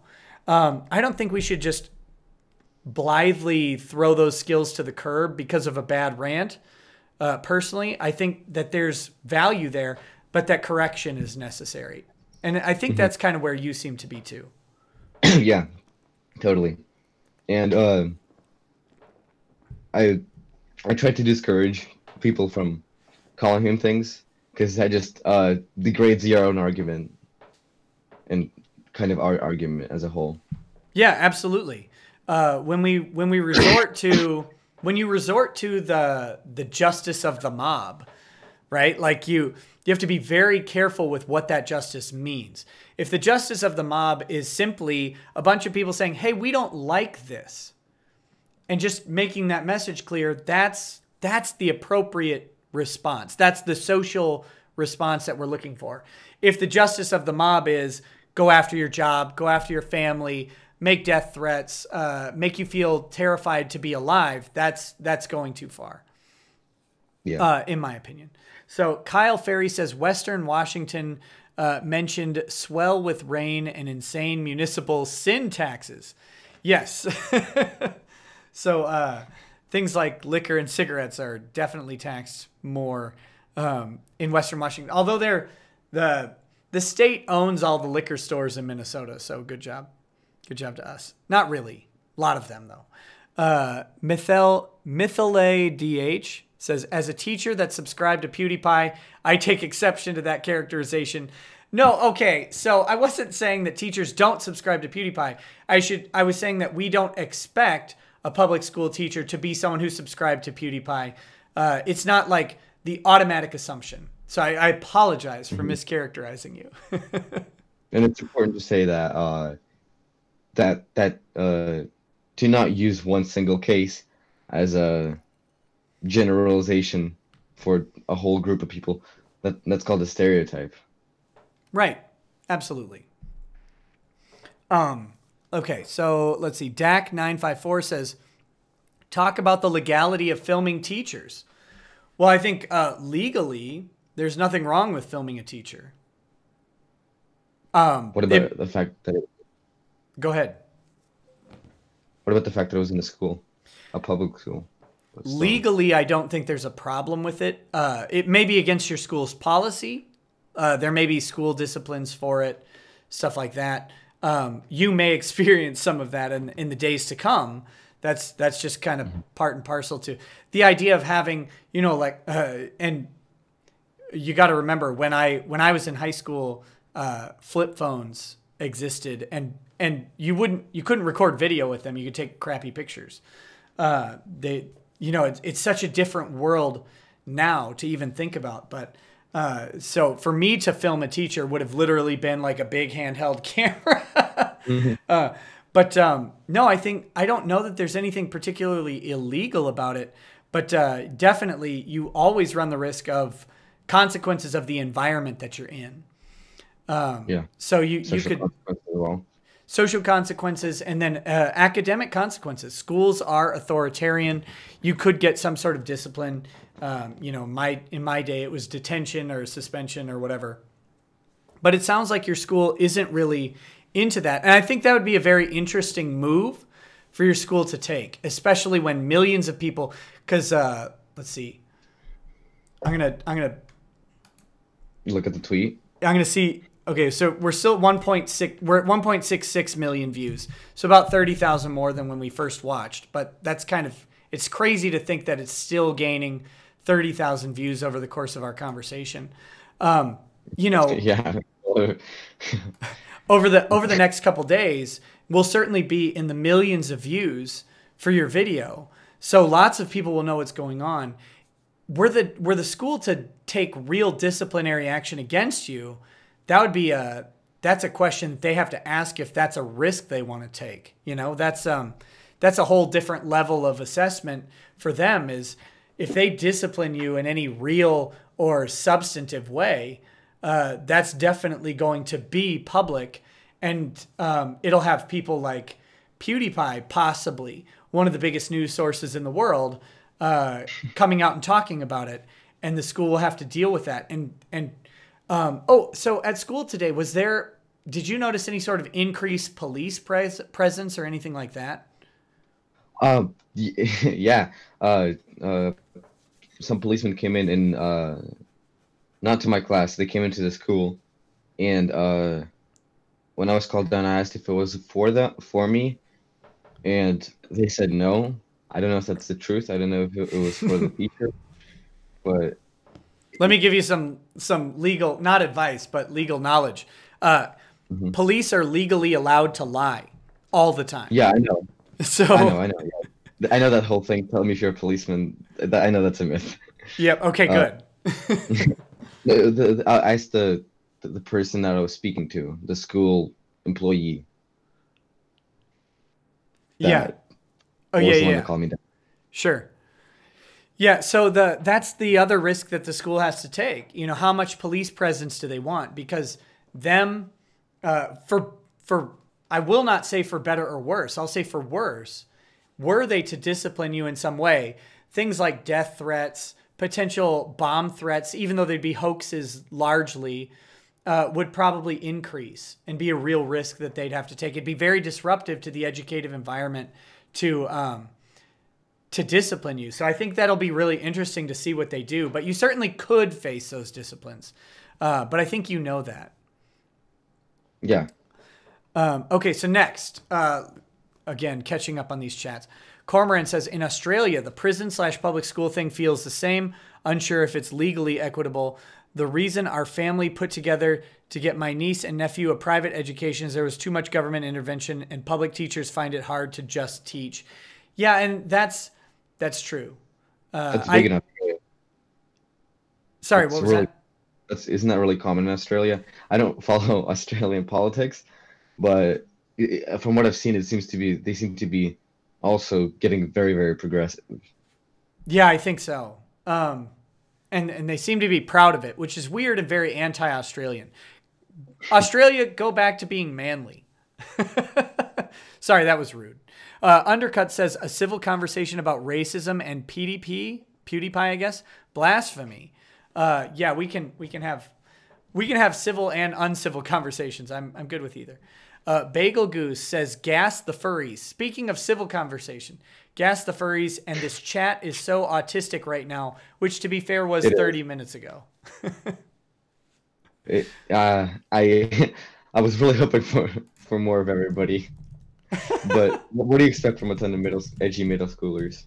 No, it's fine. Like, honestly, middle schoolers out there, don't apologize for being who you are, for talking in your parlance, for acting the way that you do. Don't worry about being older than you are yet. Live that. That's your identity. Don't worry about trying to find something else. That's what I'll say about it. Be as autistic as you need to be. But I do have a question stemming from that, just out of curiosity. Is the furry sort of identity a thing at your school? Is that I'll call it a problem. Is that a problem at your school? No, no. There's what was that the kid that mentioned something before? Kale. I doubt he'll mind. For Halloween he dressed up as one as a joke. That's the closest thing we've had to it. To Okay. something like that. We're not Tumblr. Good. Don't be furries, yo. Don't be furries. I may have missed a super chat. I'm trying to find it real quick. Oh, I did. And I apologize. Gnostic Man 00. And guys, if I haven't gotten to your chat yet, I will get to it. But if you notice that I missed it, please let me know in the way that Gnostic Man 00 did, where he tagged me, because the format for keeping up with these is very frustrating. It says, I'm a high school teacher, and if I did this at work, I would have my A hashtag asterisk handed to me. And rightfully so. By the way, I subscribe to Pewdiepie. I'm probably like the only guy who doesn't subscribe to Pewdiepie. I think I have to now, though, to support him versus T-Series. So I'll definitely subscribe to Pewdiepie at the end of the stream. But yeah, guys, don't be a furry. Don't be a furry, especially right now. There's real problems in the furry community that we're not going to talk about on this stream. But I did a stream with a guy named Bonitis who does furry art, we'll say. And go check that one out if you're over 18. Or if you're discerning youth. Go check that out. And we talk about the problems in the furry community. It's very interesting. Next. Slamurai Jamdown says, Space Shekels for Rabbi Rekieta. Cannot wait for Vox to show up on the show. Yes, I will be announcing the interview date for Vox Day as soon as we have it nailed down. I will be very clear. I had a very pleasant discussion with Vox Day and very much look forward to the conversation that we'll have. We're going to try and come up with a good, fun topic for everybody to hate us both over. SRS said, thoughts on this story, which is Israel, Texas anti-BDS law. A Texas elementary school speech pathologist refused to sign a pro-Israel oath, now mandatory in many states, so she lost her job. My thought is no teacher should be forced to sign any pro-Israel oath. So if the story is accurate, I disagree thoroughly. That seems like manipulation. Yeah, that's a terrible thing. Although maybe if it's a private school, maybe that's what's going on. I don't know. I'm not going to go through the entire subject there. I'll try and read it later. Mithrin Emmer says, Nick, have some requests to cover Pickering versus Board of Education, FYI. Okay, I guess. Remind me later, Mithrin, if you can, to do that, because the gin will make me forget. Dak 9554 says, homeschool, charter school, anything but public. So brief tangent on public schooling. I find public schooling to be interesting, and tell me if you see anything like this, but typically the way I see government programs, like you think of welfare, government health insurance, Medicare, Medicaid, stuff like that. We think of that as like the safety net, the lowest common thing. Like if you can't get the better stuff, you end up with this. But with like public school, we treat it in a completely different way. And I find that to be weird. Like to me, the logical extension of how we treat all government programs is that public school should be the lowest thing. And I think we've been kind of indoctrinated against that. I'm not saying that parents should be striving to do private school or anything like that. I'm saying that it's weird that we've been conditioned to think that public school should be better or good enough for our kids rather than good enough for people who can't afford something better. Do you get that impression at all? Have you ever thought about that? Oh, yeah. The educational standards dropping, in a sense, to what kids are getting.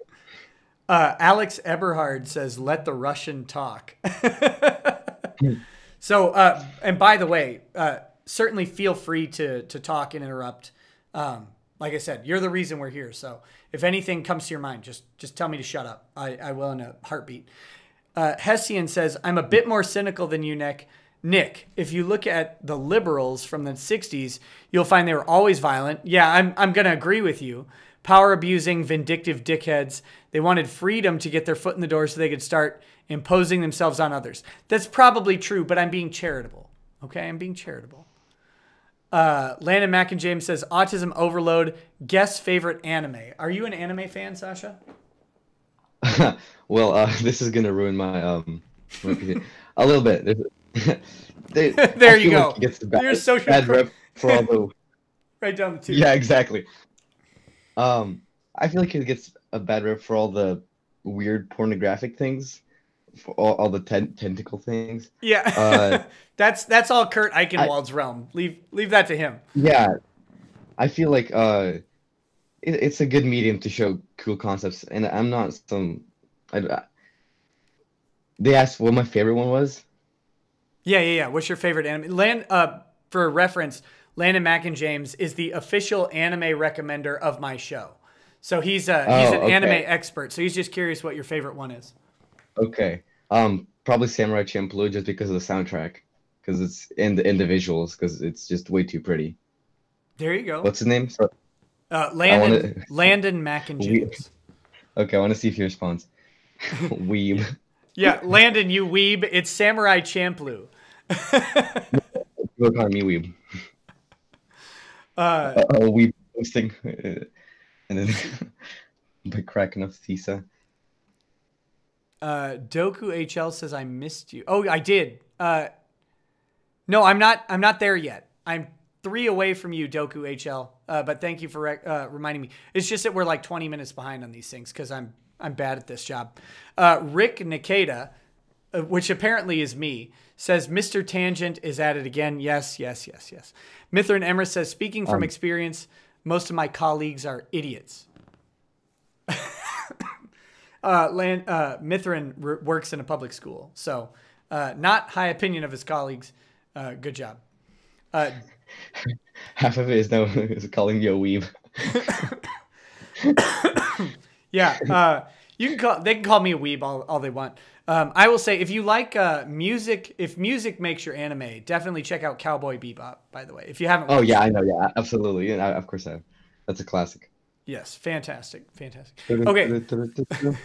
Yeah. Sorry, we're getting really nerdy here. Doku HLSD says, accepting any infringement on personal freedom enforced by outside forces is at its core authoritarian. The dynamic between the two, what is law and what's socially acceptable, aka the court of public opinion. Yeah, man, I agree with you. I actually talk about that a lot lately because you get these whiners on Twitter who are like, oh, the First Amendment only applies to government. One, that's not necessarily true. And two, that doesn't make it okay. That doesn't make it okay for private companies to infringe upon our freedoms of speech. And I would say that Twitter and Facebook and YouTube have become the public square, and therefore they bear some responsibility to not just ban people based on political opinions. This is gonna sound stupid, but I want to bring it back to SpongeBob again. Yeah, go ahead. There's I don't watch him, but I know there's this one episode which completely which I think is similar to that case, where he had some kind of ideology and then he used it to justify doing terrible things, which seems to be the case here. This is something, so we're gonna say that doing all these things in schools is okay. Mm-hmm.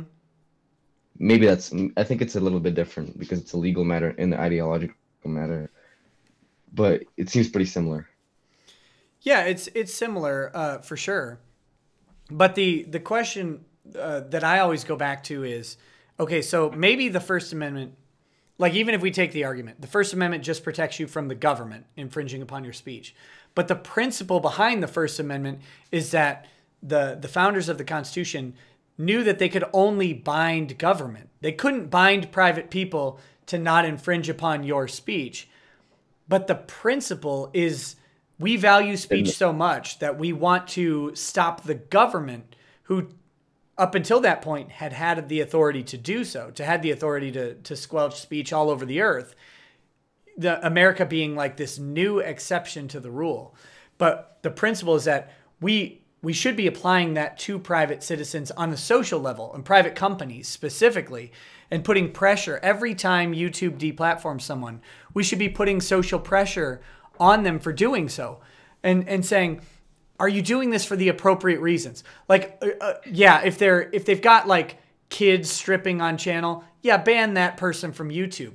But if it's a Sargon of a cod or something like that, like a milquetoast centrist classic liberal from England, who, by the way, England does not allow free speech. So yeah. Sargon's comments, right? Sargon's comments are always in the context of less freedom than the United States. Does YouTube need to ban a Sargon? No. And I like Sargon, by the way. People might misunderstand because I'm friends with the guys on the Kill stream and they've got all sorts of drama going back and forth. I actually like both of them just fine. But Sargon doesn't need to be banned because of his opinions. And they're really not that controversial. What they did was they exploited his use of slurs in a sarcastic or satirical way to justify kicking him off. And that's a problem. We need to be putting social pressure on these companies because they exist in a country that values speech or should value speech. That's my rant on it. Mm-hmm. Ryan English says, this kid, that's a little offensive, is more coherent and interesting than at least 2 prior guests I can think of. Good on him. Oh, Ryan, you got to tell me who those guests were. Word of advice, ask, can good people disagree on this issue? If the answer is no, then nothing good can come of the discussion. He's not saying this issue. He's saying at all times, ask, can good people disagree on the issue? And if the answer is no, then nothing good can come of this discussion. I think that's wise. That's wise. I don't know if you had any opinions on that or if I should just keep going. I agree. This whole stream I've been trying to find something we disagree on. Because that's generally what I do. We'll find something. We'll find something. I'll make fun of someone. Mithrin Emrys says, objection, counsel is testifying, Your Honor. Legal Eagle wouldn't do that, Nick. No, Legal Eagle would, because Legal Eagle sucks. Don't subscribe to Legal Eagle. Subscribe to me instead. Dak9554 says, never apologize to the mobs or under pressure. I agree with that. What do you feel about public apologies? If you mean it, then say it. Apologies are apologies. If you actually, it's actually something you're apologetic for. Right, but you should only do it if you're actually sorry. Exactly. Not because a bunch of people told you should be sorry. Mm-hmm. Not because you tried to get not popularity points, like pity. Just because other people. Yeah, pretty much if you're sincerely sorry. Okay. Now people are criticizing. See, there's this interesting thing where if you mention Sargon, one way or the other, people start like complaining about you. Guys, let me be very clear. Like, I don't agree with everything Sargon did. Okay, that doesn't mean that I don't like some of the content that he put out and I wouldn't talk to him. I'll talk to anybody. I'll talk to the worst racist Nazi you can find. Please find the worst racist Nazi so I can put him on Stream Me and we can have a really interesting discussion. I'll talk to the worst person. Yeah, who's the worst person you can think of? That's an interesting question for me. That's a lot of shade to throw. Yeah, throw it though. I'll put it out. Eric Holder, former Attorney General of the United States under Barack Obama, is one of the worst people I can think of, and right now is the worst person I can think of.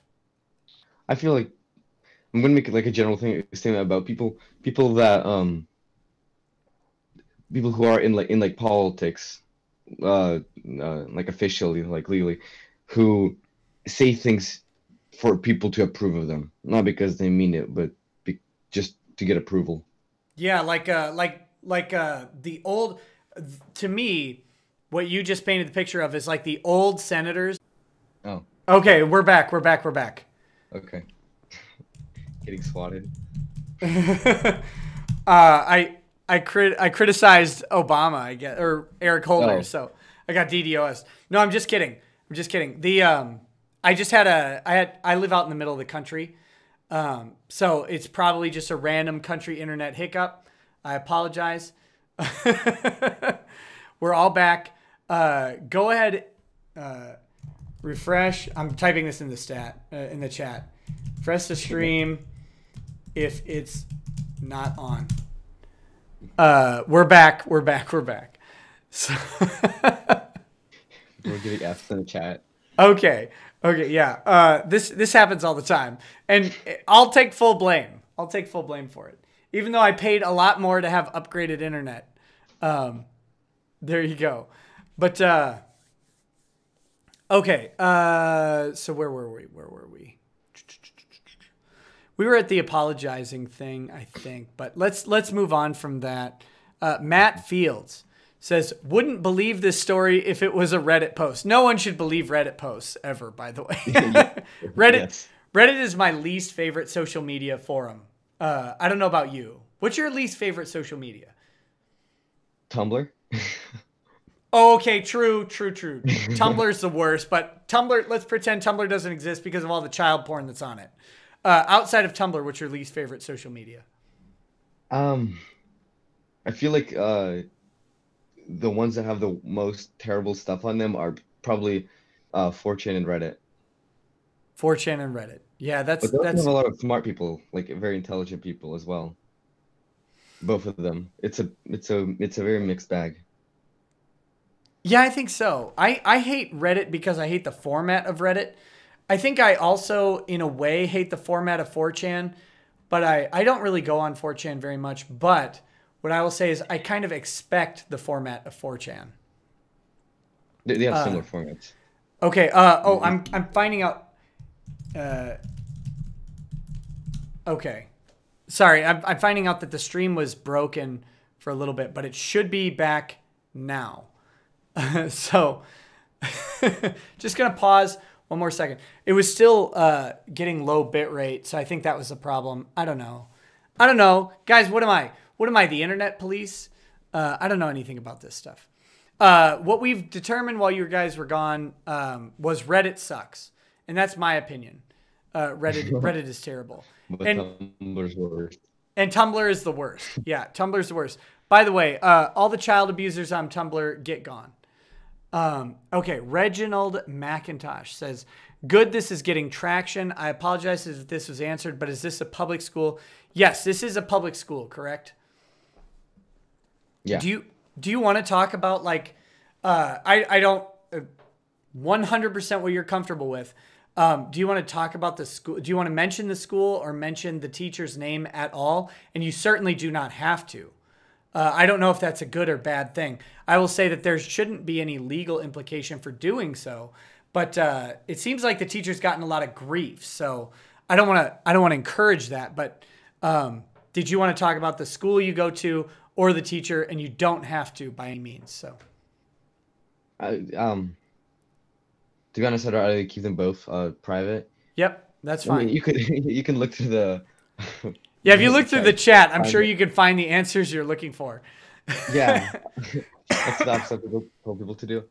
I feel like if I put the name of the teacher out, then he'd get 10 times what he's gotten now. Because if I give just the name is enough to figure it out easily.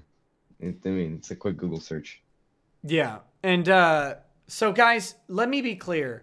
Both of us are strongly saying, don't bother this guy. Don't bother this guy at all.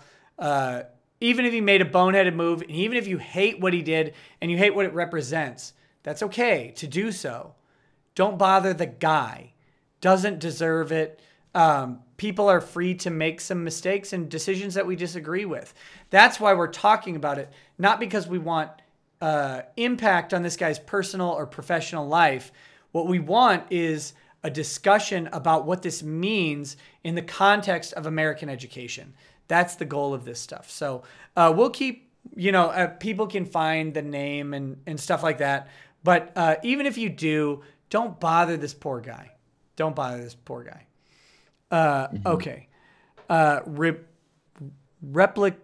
Replichan says, 8th grade, Hell, I didn't learn how to think until I got out of college. Treasure the people who help you to question what you are told. There you go. I think a lot of people are impressed with you, by the way. Reginald McIntosh says, honestly, I'm 30 now and hearing about what your teacher did was insane. Always ask questions and never accept the narrative at face value. High school is probably the least important event in anyone's life at any given time. Yeah, that's true. And remember that as you move through your academic career, that none of this stuff matters past the day that you graduate. The only thing that kind of matters is your GPA, and I'll say it only barely matters. You know, do what you need to do for your education, but outside of like that, the social stuff, it really does fade away very quickly. I'm friends with all sorts of fat people that I made fun of in high school. To put it in the rudest way I can think of. Dak9554 says, Sasha, be careful. Commies are dangerous in real life. They hate any real life heroes. They will come at you hard now that you're famous. Yeah, we talked about this a little before, but go ahead. What are you going to say? Yeah, no, I maybe not as much people in my family sure does about a lot about commies. If you're saying commies, it's yeah. I'm aware of communists and their dangers. Gas the commies. There we go. That's not a race, so we can say it on YouTube, I think. I don't know if that's true. YouTube, I meant that satirically. When you review this video, when I said gas the commies, I meant it as a joke. In Minecraft.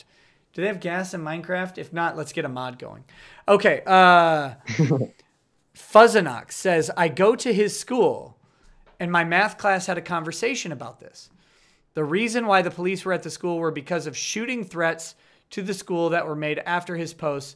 So technically they were there for Sasha and the teacher. And yeah, that's a bad thing, right? Like we can all agree that in the context of at least the media coverage of shootings at schools, even threats of them are not acceptable things to do. Guys, don't do that. Don't do that. Landon Mack and James responded to you. He said, Samurai Champloo is freaking amazing. Good man. So you win Landon Mack and James approval. Good job.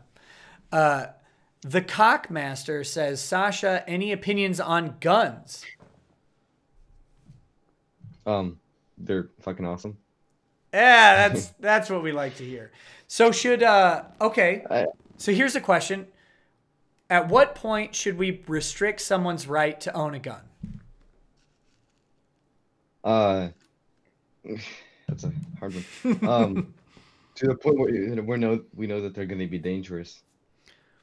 Okay, so for me, that only comes like after they use a gun to hurt someone.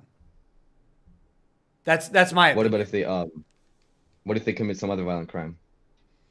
Like they just beat someone to near death or whatever? Well, yeah, something like that. I don't know. I don't know if that should merit the... Very hard one. Yeah, that it's really tough because and the reason it's tough is because of the Second Amendment, right? We have a right to own guns, and so taking that right away outside of a very narrow focus is really hard for me. I get what the government tries to do because, like right now, even if you're accused of a misdemeanor domestic assault, or no, not accused, sorry. If you're convicted of a misdemeanor domestic assault, you lose gun privileges for the rest of your life. I think that's a bit extreme. I know why they do it, but I think that's too much. Yeah, that's where I am. But it is a tough question. Yeah. You know, thank God none of us have to figure out why. We can just criticize the dummies who do. Because like cut out, I can hear it. Oh, I said, oh, the bit rate's dropping. Hold on. Here we go. I was saying, thank God we don't have to make that decision. We just get to criticize the dummies who do have to make that decision. Are you with me? Kind of. It drops every time you like say it. YouTube doesn't want you to share your Yeah, opinion. I'm noticing that. Just a second. What? Okay, my internet keeps like dropping bit rate down and then coming back. So I think we're good now. Sorry. What I'm saying is, thank God we don't have to make the decisions. But we get to make fun of the dummies who do have to make the decisions about gun ownership and violence and stuff like that. Yeah. True. Because the blood is on their hands. But actually, that's a dark way to put it, but that's very true. Yeah. Okay, so the next is Bagel Goose says gas the pedos and the furries, which is a little inflammatory, but fair. Doku HLSD says, curious, based on definition of violence and terrorism, do you think there's an argument that terrorism doesn't need to be physical action? Can it be implication? So I'm guessing what Doku is saying, and Doku, if I'm wrong on this, correct me. You're saying that can terrorism just be like a threat, for example, like a bomb threat or something? I think yes. I think it can be, although I think it needs to be very carefully guarded as to what it is. Mm-hmm. I absolutely, I think that. Not necessarily the bomb threat thing, but like the internet nowadays, you can do like like a hack attack, which can deal a lot of non-physical damage. So it wouldn't be like physical terrorism, but I would completely qualify that, and that it's becoming a real threat. The U.S. does a yearly assessment. I think it's yearly, of like the present dangers, and like 7 years ago it was like very low down, and then in the last one, or the one before that, it was like the top one or one of the top ones. So I think non-physical terrorism might be the future of terrorism. Yeah, I think you're right, because there are lots of non-physical terrorism, you know, from things like words and threats to what you're saying, like software-based attacks, because so much of our lives are now digital that if you go after, and I'll say this, if you go after someone's livelihood over things like you disagree with them on Twitter and you go after their job, I think that is a non-physical terrorism. And that strikes at people at their core, because unemployment is terrible. You'll maybe, hopefully never find that out as an adult, but having to feed a family, having to feed a family and having your job and your source of food taken away from you is the most terrifying thing that you can deal with, personally speaking. Before I became a lawyer, I worked in banking, and my job changed merely from it was a remote job. I lived 2 hours away from the office, and I was able to remote in, and then they said, we can't remote in anymore because of financial regulations, and we're being audited and all that stuff. And it was like, oh, Christ, what am I going to do? You know, that it was terrifying, because I have kids to feed. I didn't have 5 back then, but I had 2 or 3. Okay, says Coach Red Pill, pull me online, Rekieta Law. I think I'm about to give you an exclusive for the clip channels. Coach, are you talking about, you want me to add you to the stream? If so, we can do that. We can do that in a little bit. Otherwise, I'd be glad to have you on for a full show tomorrow, if you want to do that too. Either way, we'll talk about that. Hit me up in the chat so I can see. We've got one more chat to go through. Cormoran says, get that GPA.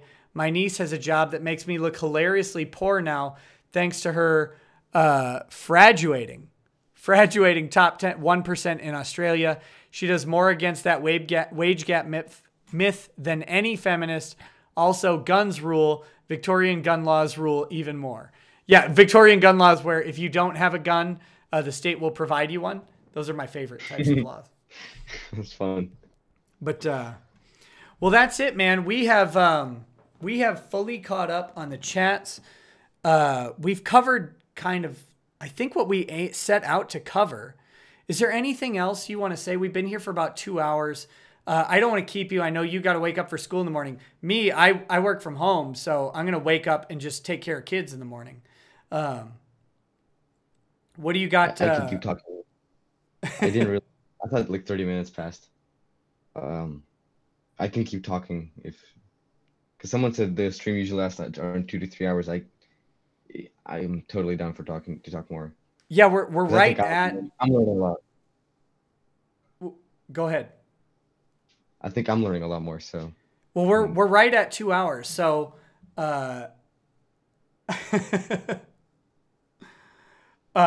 we'll tell you what. If you're okay with it, in a few minutes, do you want to bring? Are you familiar with Coach Red Pill at all? No, but I'm down to talk or anything like that. Yeah, well, he's a guy with many more subscribers than me. He's been doing this a bit longer. He's a pretty interesting fella. We'll bring him on in just a minute. But before we do, yeah, Coach, I'll tweet you or whatever. I'll send you a DM on Twitter in just a second. Before we bring Coach Red Pill on, because I think he'll be kind of interesting to kind of cap off the stream. Is there anything you want to ask me? Like you have, not to like toot my own horn, I'm just a guy, but you have a lawyer's ear for free, which is kind of rare. Is there anything you want to ask about or talk about specifically? This is your time. To be honest, I don't think so. Yeah, I think we've covered everything. Okay. So. Yeah, well, if anything pops in your mind over the next few minutes, certainly let me know. What I'm going to do right now, as long as you're okay with it, because you're my guest, so it's up to you, even though I just doxed the chat on the video. But are you okay with me bringing Coach Red Pill on? Yeah, I should probably sign off, though, right? It's up to you. You can stay or sign off. You're welcome to stay. You're my guest, and you're the guest for the day. So you get to say, if you want to stay on for that, absolutely stay on, ask questions, hang out. If you want to get going, absolutely okay too. It's up to you. I think I can sign off probably. Okay. I'll stay in the chat though. I'll stay in the chat. Yeah. Let me get. Hold on. Say one last thing. Yeah, don't leave just yet. Okay. What the? Are you not on Twitter, Coach? I swear I've got you on Twitter, but. Okay, I'll just have to email him. Go ahead, say your last thing, and we'll talk about in just a minute. And we'll talk about that. Well, before leaving, I think it'd be pretty stupid of me not to say that everyone should go ahead and go subscribe to Pewdiepie. Yes, go do that, including me. I can't believe I've slacked off this song. Yeah, also that as well. Absolutely. Yeah. Well, was there anything else though? Like, in all honesty, having full, you can say this is free speech stream, so say whatever you want to say. Yeah.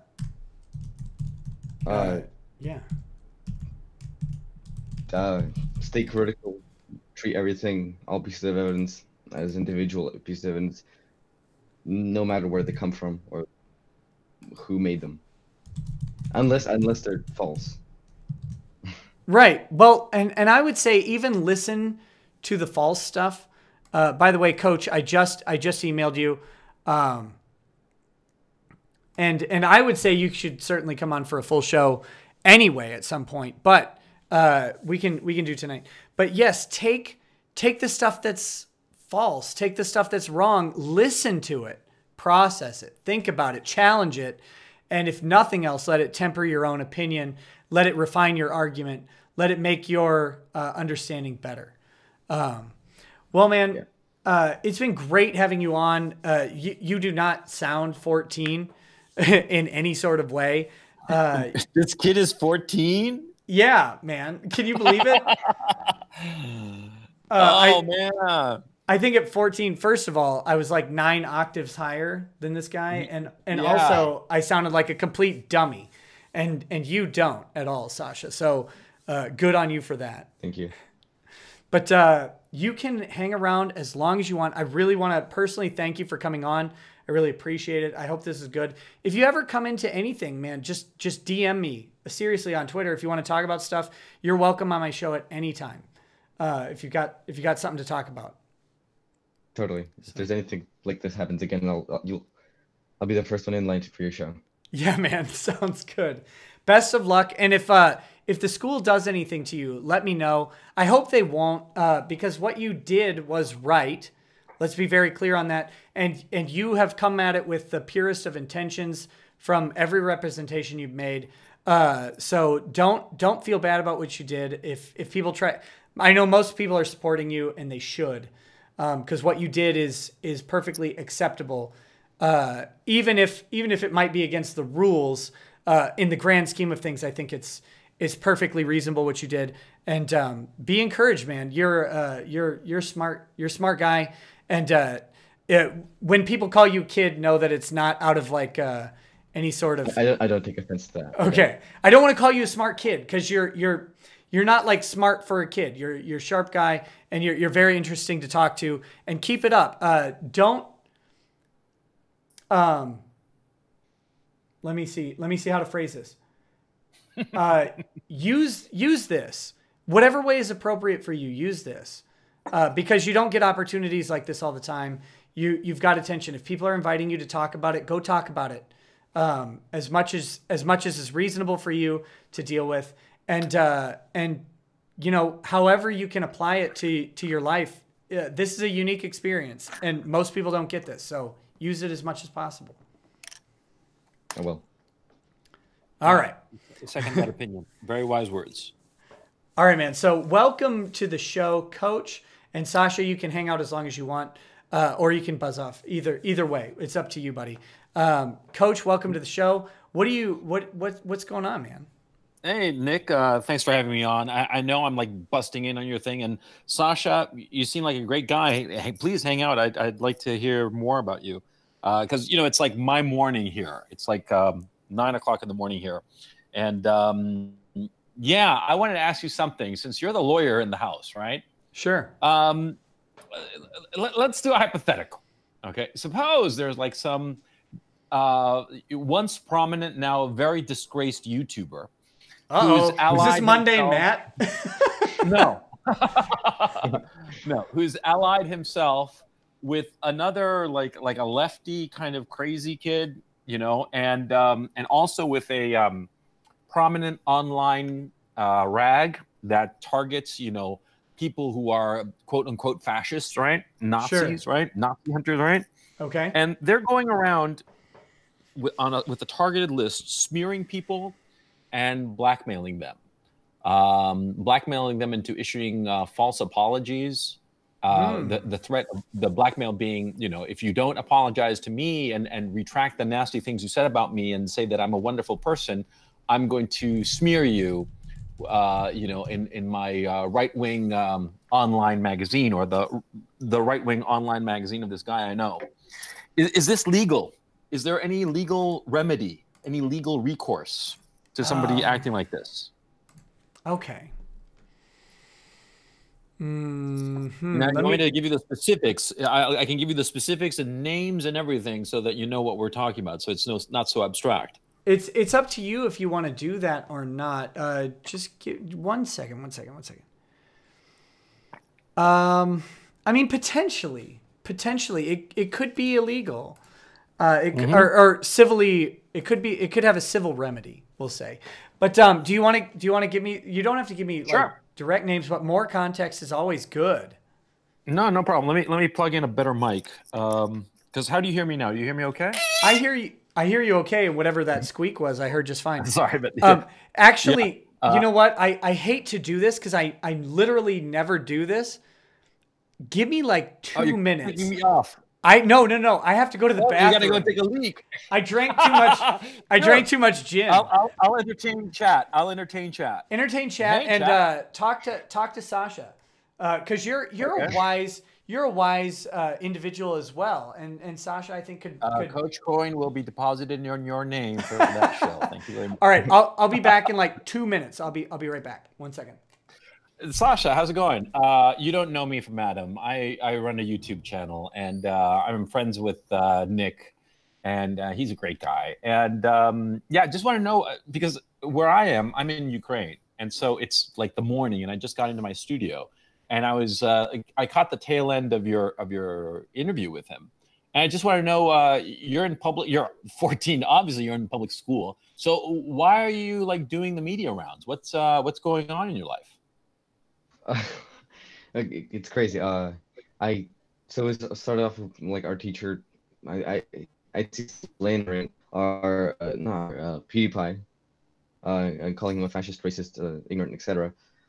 And he said that by supporting him, we are then promoting those terrible things like racism, fascism, and yeah, he said it very passionately. And then I filmed it, put it on Twitter, and then it got 10 views in one night, and then it got like 1.5 million views on the next night.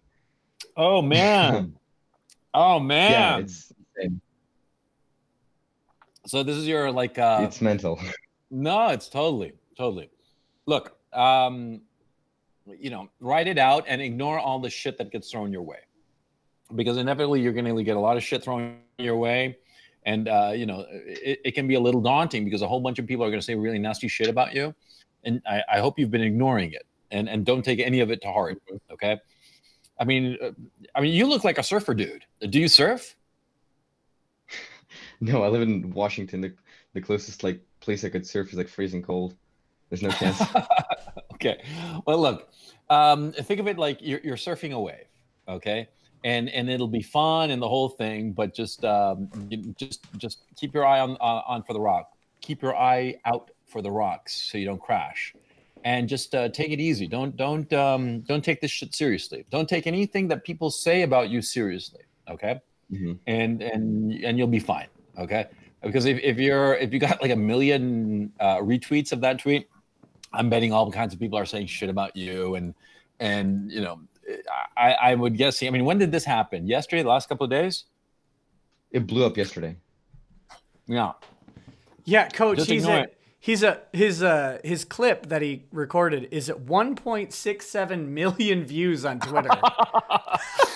Yeah, just ignore it, man. They're gonna say shit about you. You gotta ignore the. Nah, I'm used to it. It's fine.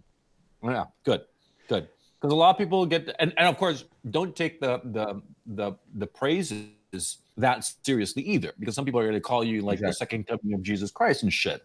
That's not real. Okay, they don't know you. Okay, they're just going to project onto you whatever they think. So just ignore it. Okay, I mean that's my advice, right? And enjoy it. Shit, you're going to get more pussy than you can shake a stick at. You know? Yeah, you're internet famous, man. Use it. Don't be dumb. Use it within the context of your values. He's 14. His values are getting laid. That's the values that I had when I was 14. I don't know about you. Oh wait, am I talking to the guy who's got like 5 fucking kids? Hey, you don't talk. I've what are you talking about? I've had sexual intercourse in the missionary position 5 times in my life. Period. Oh right, yeah. Only for the purposes of procreation. Yeah, sure. Yeah, right. Well, that's what you tell your priest when you get a confession, I bet. Yeah, yeah. No, man. I mean, just enjoy it. You're famous. It's gonna be fun. You know, enjoy it. You know, if you ever have to do like a TV show or some shit like that, go, man. It'll be fun. You know, do any kind of media request. Just don't be dumb and don't open your mouth too much. Don't say anything controversial, or just state the facts and play it as low key as possible. Okay. Yeah, and just have fun with it. Yeah. And based on today, you'll do just fine. Like you're not a dummy. Don't worry about that. Oh shit! He's like a smart kid. Is he like future competition? Should I be like shitting on the kid right now? No.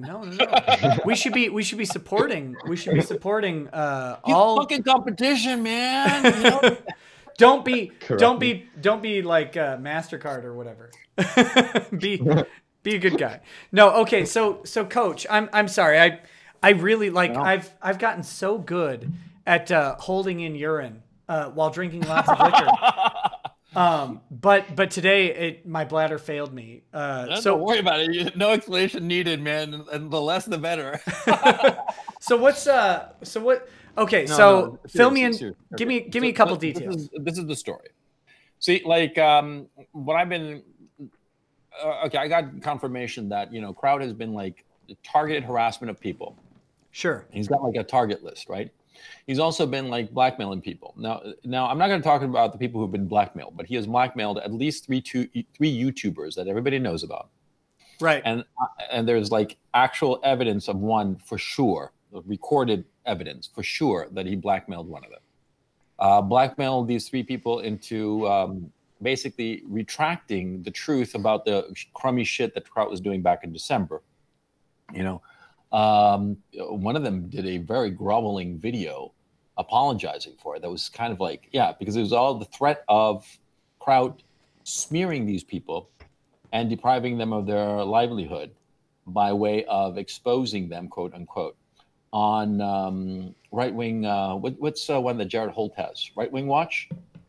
Maybe. I don't know. Yeah, I'm so bad at the internet personality thing. Like outside of people I know. Yeah, well, see, Kraut and David Sharat and Jared Holt have a little cabal going. Okay. Yeah, I know about that from the Warski leaks, we'll say. Yeah. And now it's that their next target seems to be Dave Cullen over at Computing Forever. Okay. They're going to be going after him next. You know, and now they have like a whole list. They've been going after Black Pigeon Speaks, flagging every one of his videos. I mean, not just these three guys, but their whole little group of followers and sycophants. Sure. And that's their game plan.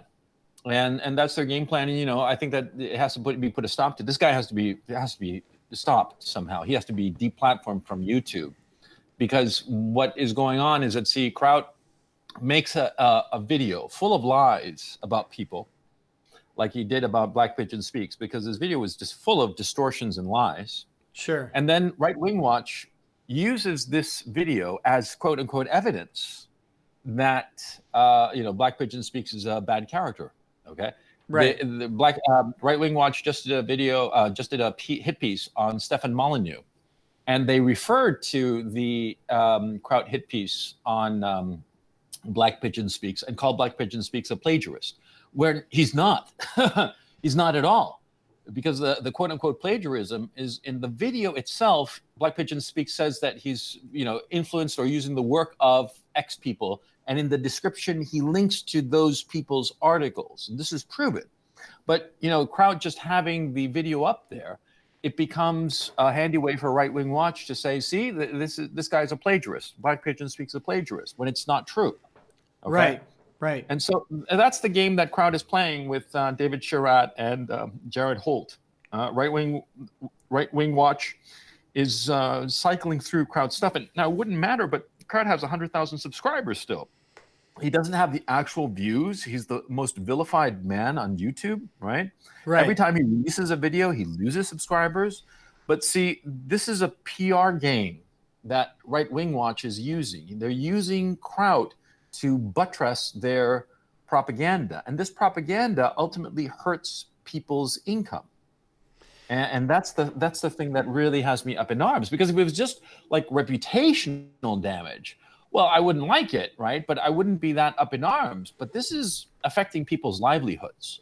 This is trying to get them deplatformed, as we've seen it happen on Patreon. Black Pigeon Speaks has a Patreon account. Everybody does. And so this guy, Kraut, we've seen now that that's his game plan. He's trying to help left-wingers. He's trying to help social justice warriors deplatform people and get them to lose their income. That's the game here. Didn't Kraut like basically ignore the fact that he was a leftist in the idea that he was using some right-wing talking points just to gain views and money? Yep. Like, yeah. Okay. So a couple things. One, Kraut, for those who don't know, Kraut is, he is not a U.S. citizen. He's not in the United States. But that doesn't really matter, as Sargon found out, right? When he was sued by Aquila and the court found jurisdiction over that lawsuit. I believe the court found jurisdiction. There may still be an argument.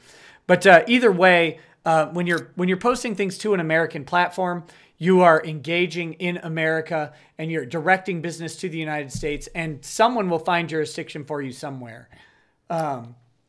So when you're talking to about U.S. people, I don't know if Black Pigeon Speaks is U.S. based. No, he's in Japan. Okay, so this is public information, by the way. Sure. Yep. And so then it would be a question of jurisdiction over where this belongs, where the damage is being done.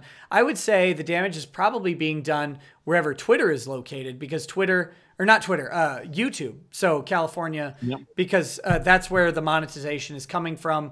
It's an American-based company. And when you're producing content on an American-based company, you're under the jurisdiction of the United States usually, because you're availing yourself of the forum.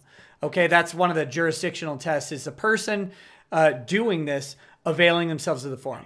So Black Pigeon Speaks being in Japan, Kraut being in whatever communist little hellhole he's in. No, he's in Austria. Well, I mean his house. Yeah. No. Kraut his soul is going to hell, yeah. But no, he's in Austria currently. Yeah. So Kraut being in Austria, Black Pigeon Speaks being in Japan, both of them are availing themselves of the protections of California when they use the YouTube terms of service, right? Because YouTube demands that all of us submit to the jurisdiction of San Francisco, I believe specifically. So they definitely have jurisdiction.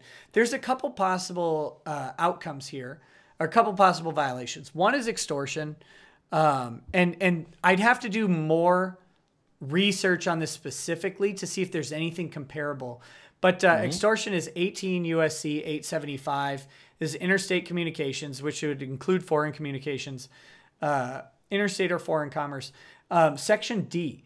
It says, whoever with the intent to extort from any person, firm, association, or corporation any money or other thing of value transmits in interstate or foreign commerce any communication containing any threat to injure the property or reputation of the addressee or of another, or the reputation of a deceased person, or any threat to accuse the addressee or any other person of a crime, shall be fined under this title or imprisoned not more than 2 years or both.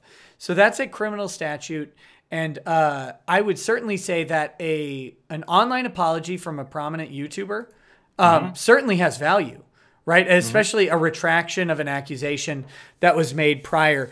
If the retraction is induced, is not genuine, and if the initial accusation was based in truth and was not defamatory. So those are sort of the defenses that Kraut might have, is, well, their initial statement was defamatory. Although I think he'd be hard pressed to make that case. That'd be a defense he could raise. But it could be extortionist. I'd have to really, really look into it. Now, what's interesting to me though is you're talking about with Black Pigeon Speaks specifically, the accusations of plagiarism when he's crediting videos, crediting other creators that he's talking about. That gets very different, because that could certainly be defamatory, slanderous sort of communications. Because if you're saying that someone is plagiarizing something without crediting them, and the credit is right there in the YouTube description, as we all credit things in that way, then that is definitely, well, I shouldn't say definitely, that is very highly likely to be slanderous. The question becomes whether or not Black Pigeon Speaks or any other comparable creator is a public figure subject to reduced standards of defamation. But I think there's certainly a civil remedy for that. The question is always, in any of these things, is the cost worth the reward? At some point, you make fun of someone who has enough money to say, know what, we're done with this, and they'll sue you. But I don't know, enough about Black Pigeon Speaks to say that would be worth it. Although I will say, in a defamation action, attorney's fees are part of the recovery. So if you can front the initial bill or crowdfund the initial bill, that's the real trick. But the issue becomes the target of this is broke, because Kraut is broke. So what's to be won? Nothing would be won. Yeah, that the question. So the advantage of crowdfunding, and this is a philosophical sort of point, is that if you have people willing to fight a culture war, which in a way this certainly is, right? You've got left versus right. You've got new media boundaries or whatever you want to put it, free speech versus non-free speech. If you've got people willing to fund a culture war, then it doesn't matter if you win, if you can crowdfund the offense, right? If you can crowdfund. The other part of that is that Kraut, whether he's got money to win or not, he's got to defend himself.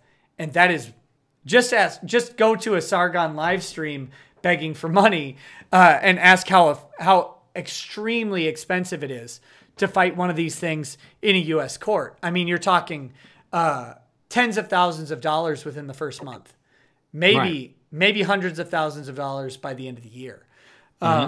So that I would say it really would be highly dependent upon the specific wording of Kraut's videos. And without having reviewed that, I can't give an opinion. But there is certainly, if he's saying that Black Pigeon speech is plagiarizing stuff when he's properly accrediting it in the credits of his video, then that's certainly defamatory. It's certainly slanderous, and it may be actionable. He would want to talk to a California-based civil lawyer who specializes in defamation and entertainment law. I would suggest to figure out if it was worth it. And I'm going to say this. Crowdfunding is the most interesting aspect of litigation in 2018 because we have the opportunity, certainly as creators with platforms as big as yours. I don't know how many subscribers Black Pigeon has, but like even Kraut 300 plus 300,000. Okay, so he's got a very big channel. Guys like you and him, even me to some extent, would have the opportunity to monetize a culture war very well and very effectively. If you look to the Comicsgate stuff that's going on, Diversity in Comics has raised something like $130,000 for his lawsuit, and he's got 94,000 subscribers, 95, something like that. So it gives us the opportunity to mitigate or spread out the risk of something like this and actually fight a fight. So it's certainly worth pursuing. And it sends a message to, Kraut doesn't have any money, but the next guy might. The next Lefty Tool or the next YouTube shill, the next David Sherratt or whatever might actually have the money. I don't know if David Sherratt has any money, but no, he doesn't. The next guy might have resources that are on the table. And actually, the interesting thing about a guy like Kraut, although I'm from what I've heard from the leaks, Kraut like rents an apartment and works construction or whatever. Go figure, doing biology videos with all that expertise. That's what I've heard about him from his mouth. But for example, a guy like David Sherratt, if he's not properly protected, he might sound like he doesn't have money, but he might actually, depending on his family status. You never know who's got a trust fund, right? Yeah. A quick question, parenthetically, what leaks are you talking about? I missed out on this because of the time zones, and I've been gone a few days. Oh, this was several weeks ago, maybe a couple months ago. Oh, the Tonka ones? That shit? Yeah, where right at the beginning of the Warski's, he had like a 6-hour stream going through the leaks or whatever, and I think I only made it through about 3 hours before, just because my life doesn't have time for. I don't have time for my own content. It's nothing against Andy. I don't have time for anything beyond like a 5-minute video of a black guy talking about DBZ in a hilarious way or whatever. But no, at the beginning of those videos, Kraut talked about like doing construction or whatever and stuff like that, which I found very interesting because he's not doing construction. He's a handyman. Yeah, well, like I don't call myself an expert. I call myself educated in legal matters, and in legal matters outside of my specific practice areas, I try to bring in an actual expert. But for someone doing like videos about high level biological concepts and not to be like a PhD in biology, that just seems silly to me. Like, no, it is. It's incredible. Like he started doing videos on history, right? and here's the funny thing. See, I studied history and philosophy. I double majored, and my thesis at Dartmouth was bureaucratic disintegration in the provisional governments of Russia between February and October of 1917. Okay, you need to stop flexing Ivy League cred on my stream, buddy. Sorry, man, I had to. And he starts talking about fucking World War II. Oh, no. He starts talking about historiography, right? And he starts talking about Voltaire and the French Revolution, right? And he says something along the lines of like Voltaire was endorsed the view of man espoused by the French Revolution, right? He says this. Kraut does, right? But there's like one problem. See, Voltaire died 10 years before the French Revolution. So how the fuck could he have like endorsed the French Revolution or anything that the French Revolution stood for? And on top of that, in the very video that Kraut was making, he said that Voltaire was a monarchist. A monarchist like Voltaire would have been horrified by the French Revolution, right? But okay, so I mean, like the guy's a fucking imbecile. Like you say, he talks about things that he has no business talking about. Sasha, you were saying something? No, I was just Hello? laughing. I think he was just chuckling. Oh, okay. Yeah, I mean, it's like it was absurd, and it was absurd and just embarrassing because like I would never do a podcast about the law, about like contract law or some shit like that. And like, you know, start blue skying and bullshitting. Oh yeah, contract is like, you know, if you hook pinkies together and pull them apart, that's a real contract. It's not real. It's not binding without a pinky swear. No, you know? it's only binding if you touch tips. That's what it is. Okay, good to know. Okay, I'm getting good at this legal shit. Yeah. That's a French saying? provision of contract law. But dude, I mean, I would never talk about something like that I don't know, I mean, intimately, because you're going to make a fool of yourself. And there are tons of autists just waiting around to take you apart if you talk about something out of your ass, right? I mean, that's what the chans are for. That's my thinking, at least, that they're there to catch you when you screw up. So you better not screw up. You better not be talking out of your ass. You better be talking about things that you actually know. But look, all of that is forgivable, or would just be mildly interesting, if not for the fact that this guy is in this cabal now with Jared Holt. This guy, Jared Holt, you gotta check him out. He's a nasty piece of work. I've seen his name. I've seen his name, but I had no idea. I thought like he was a Nazi, but he's not. He's like an anti-Nazi. Yeah, he's a Jared Holt, researcher of the far right, you know, and he's like all into Right Wing Watch. That's the name of his outfit. Oh okay? God, just if guys, let me give you some personal. If you've got like Right Wing Watch or Left Wing Watch or Democrat Watch or Republic Watch or whatever, Pewdiepie Watch, just kill yourself immediately. Yeah, that's a terrible name for a channel. I'm putting it in the side chat so you can post it out to everybody in chat. It's the Right Wing Watch, and there's the post by Jared Holt. This guy, he is a nasty, nasty piece of work, okay? And he's hell-bent for leather on killing people's livelihoods just because he doesn't like their politics.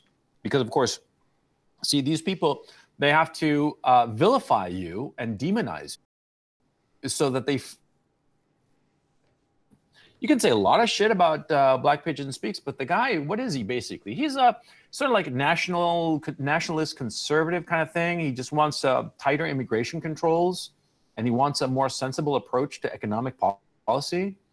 Perfectly reasonable. To call him some sort of Nazi or something. So he's absurd. A standard issue nationalist, which, by the way, like nationalism is a valid political opinion. If you want a great nationalist that all the lefties love, FDR was a huge nationalist. Yeah. I mean, I hate FDR because the man didn't stand for anything. But, you know, like that doesn't make him bad because he's a nationalist. It's bad because he sat down when all the important stuff was happening. Well, that was not a good turn of phrase, but we get what you're saying.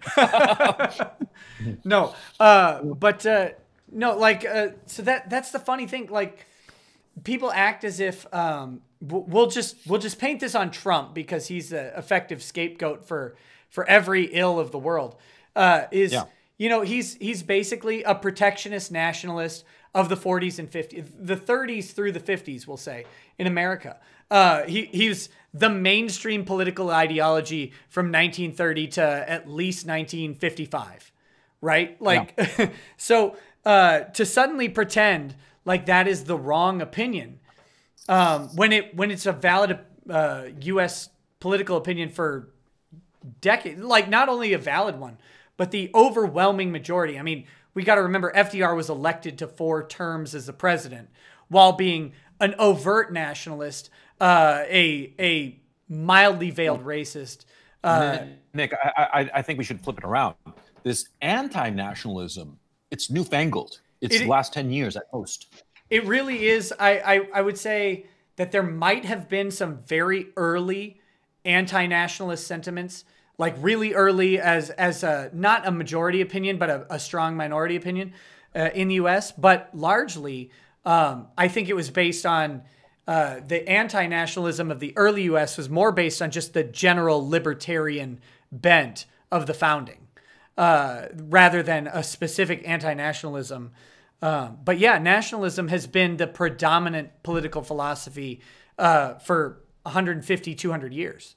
Yeah, because you can say that there has been anti-federalism, which is very different from anti-nationalism. Right. Because you can say that anti-federalism is really localism, which is basically like hyper-nationalism. You know, you love your state, you know, Arkansas, whatever, Texas, Colorado, whatever state you happen to be from, you love it more than the union, than the federal union, which is perfectly respectable, right? Just briefly, you talking about this makes me really want to do a stream with you talking about, since you are history, since you have a degree in history or whatever, talking about how different the environment of the early states and leading up to the Civil War was, because like modern Americans look at the country through a lens of Reconstructionism, where we have a 14th Amendment that does apply federal protections at the state level, but it wasn't like that. No. You had like, if you take Texas and inject it with steroids, that was every founding state, right? Yep. Like you were a nationalist to Virginia, you were a nationalist to Massachusetts, to Maine, to Delaware, believe it or not. But these.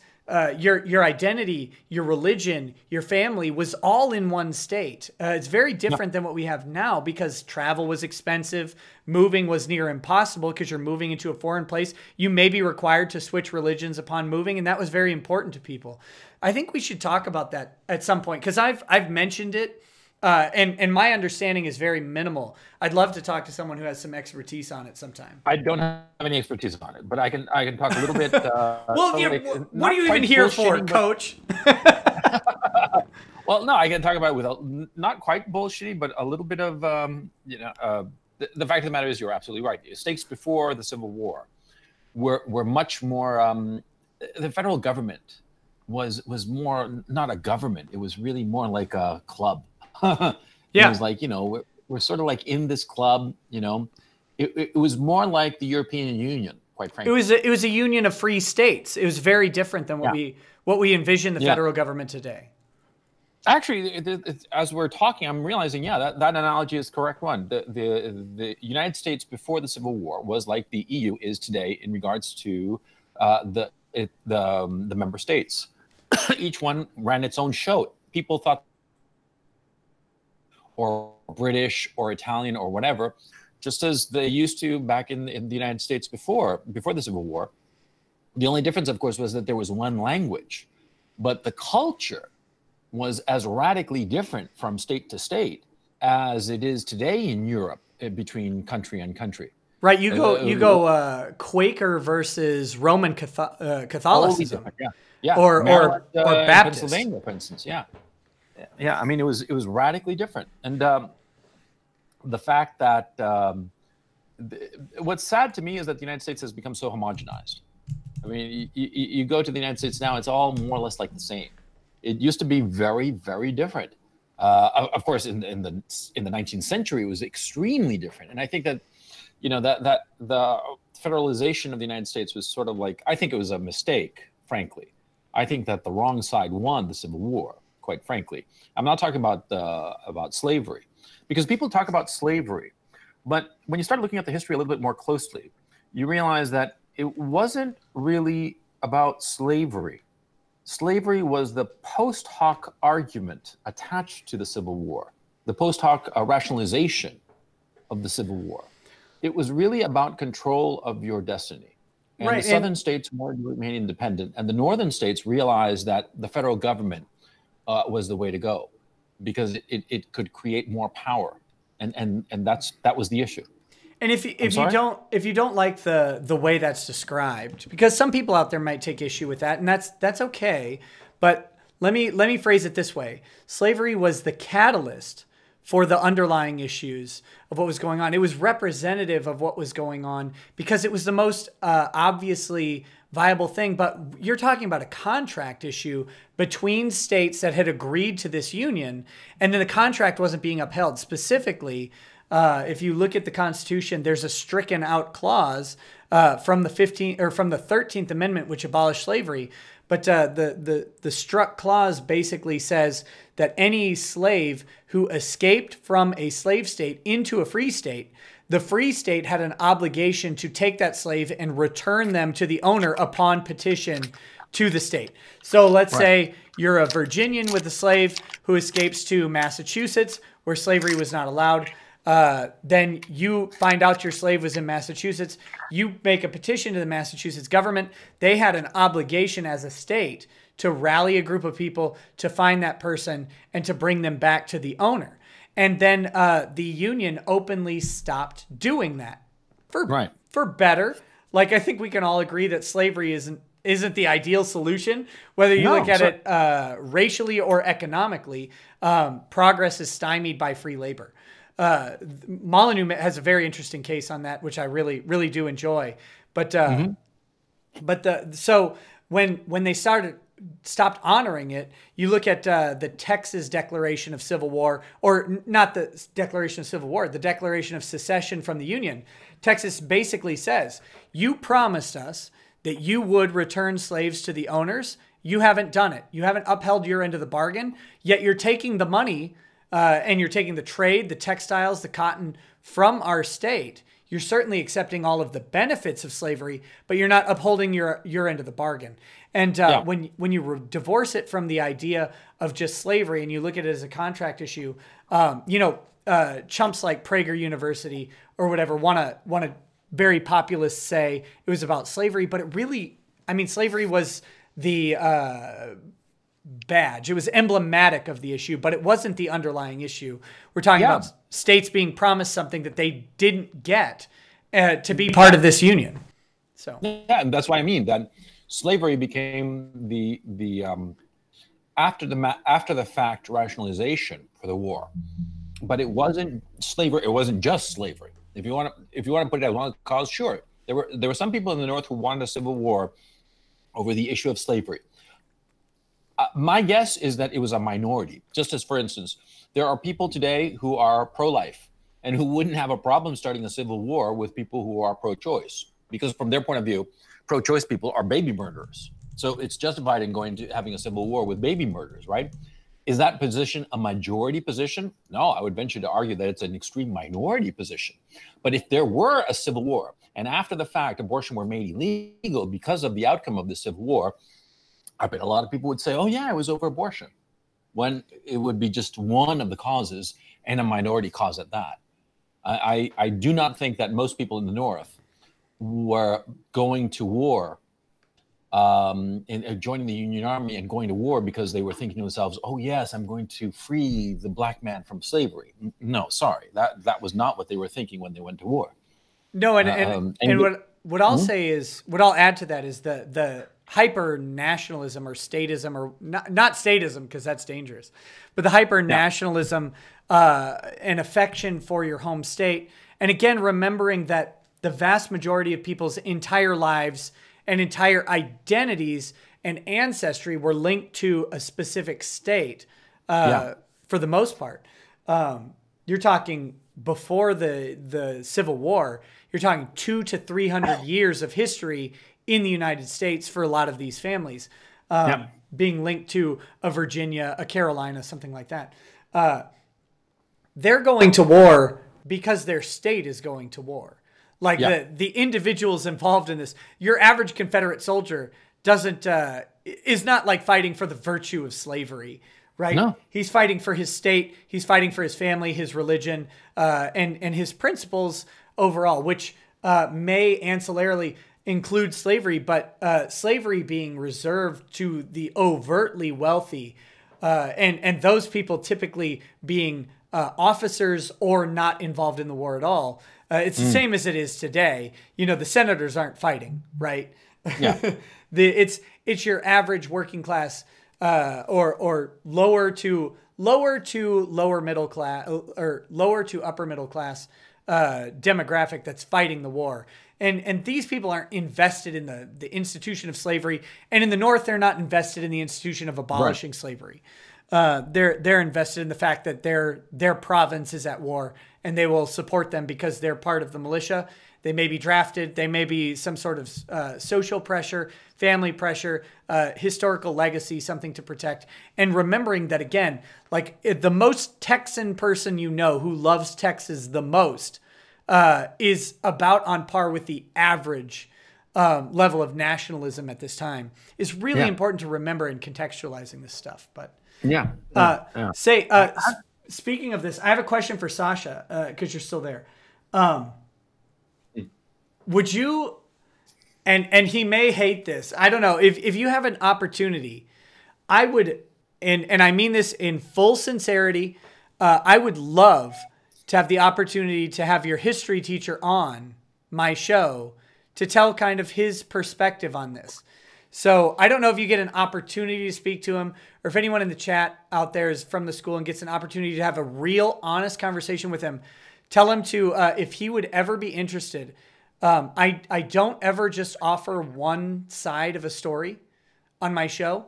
The other side is always open, and I will treat them with 100% courtesy and respect. So if you ever get an opportunity to talk to him, just let him know that I would love to have him on the show to earnestly and honestly talk to him about kind of what his idea was with this stuff, and to talk to him about history. He's a history teacher. I'd be very interested to see what his positions are on a lot of things. I'd love to talk to him. I'm not a history guy. I get bits of history through legal context and historical Supreme Court decisions. But if you ever get the chance, could you do that for me? I'd really appreciate it.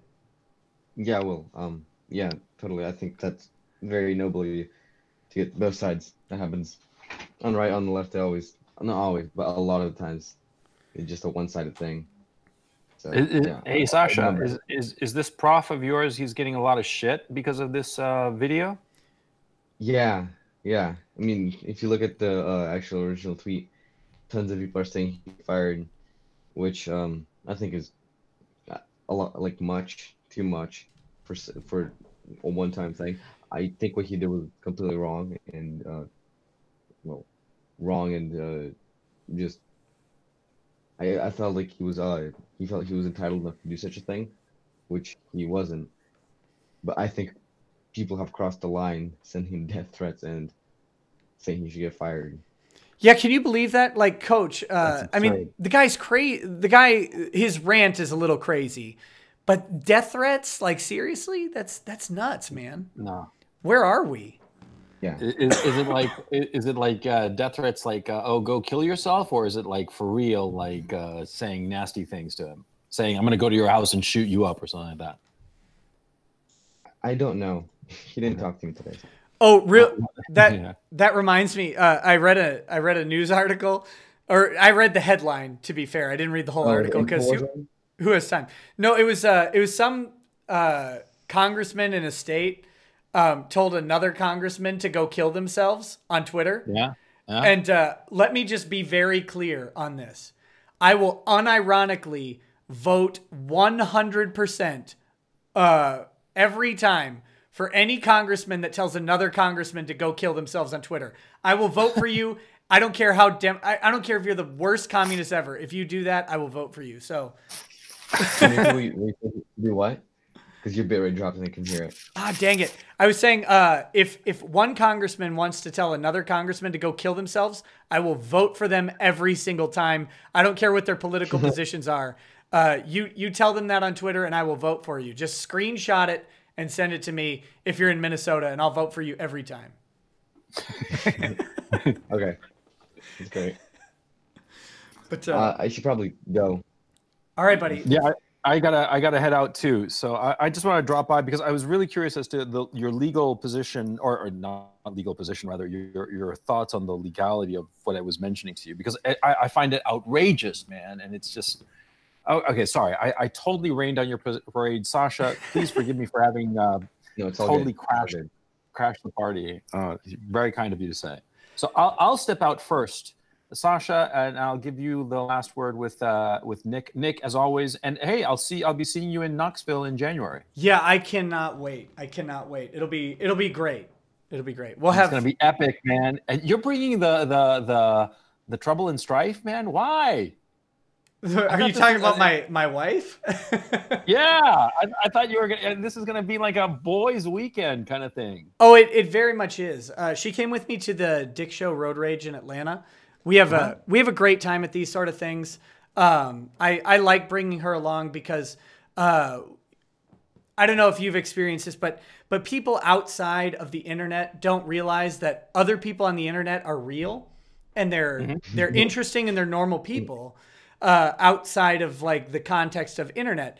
And as this is like becoming more and more of what I do for a living, I find it helpful and fun to include her in meeting people that I like to meet, in interacting with people who want to interact with me, and to realize that, you know, the people out there who do watch our shows, who do talk to us and engage with us, they're like normal people that you get along with. They're not some weird, like the typical meme is that they're basement dwelling, like terrifying potential rapist or something like that. But it's just normal people. And I love hanging out and interacting with people. And my wife is very much, she and I are in a full-on partnership with our lives. So if I'm hanging out with these people, I know that she will also enjoy hanging out with them. And so far we've had very good times and very good interactions.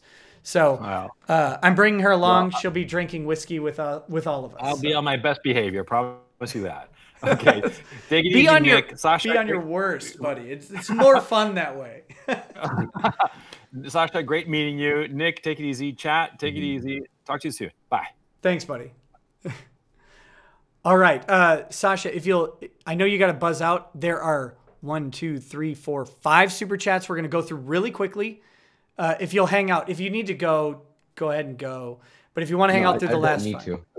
Okay. Last 5. No, I don't need to. The last topic I didn't know much about. So yeah, we'll do the last 5 super chats, and then we'll wrap up and let you get to sleep and me go eat ice cream and fall asleep drunk on my couch. The Coke Master.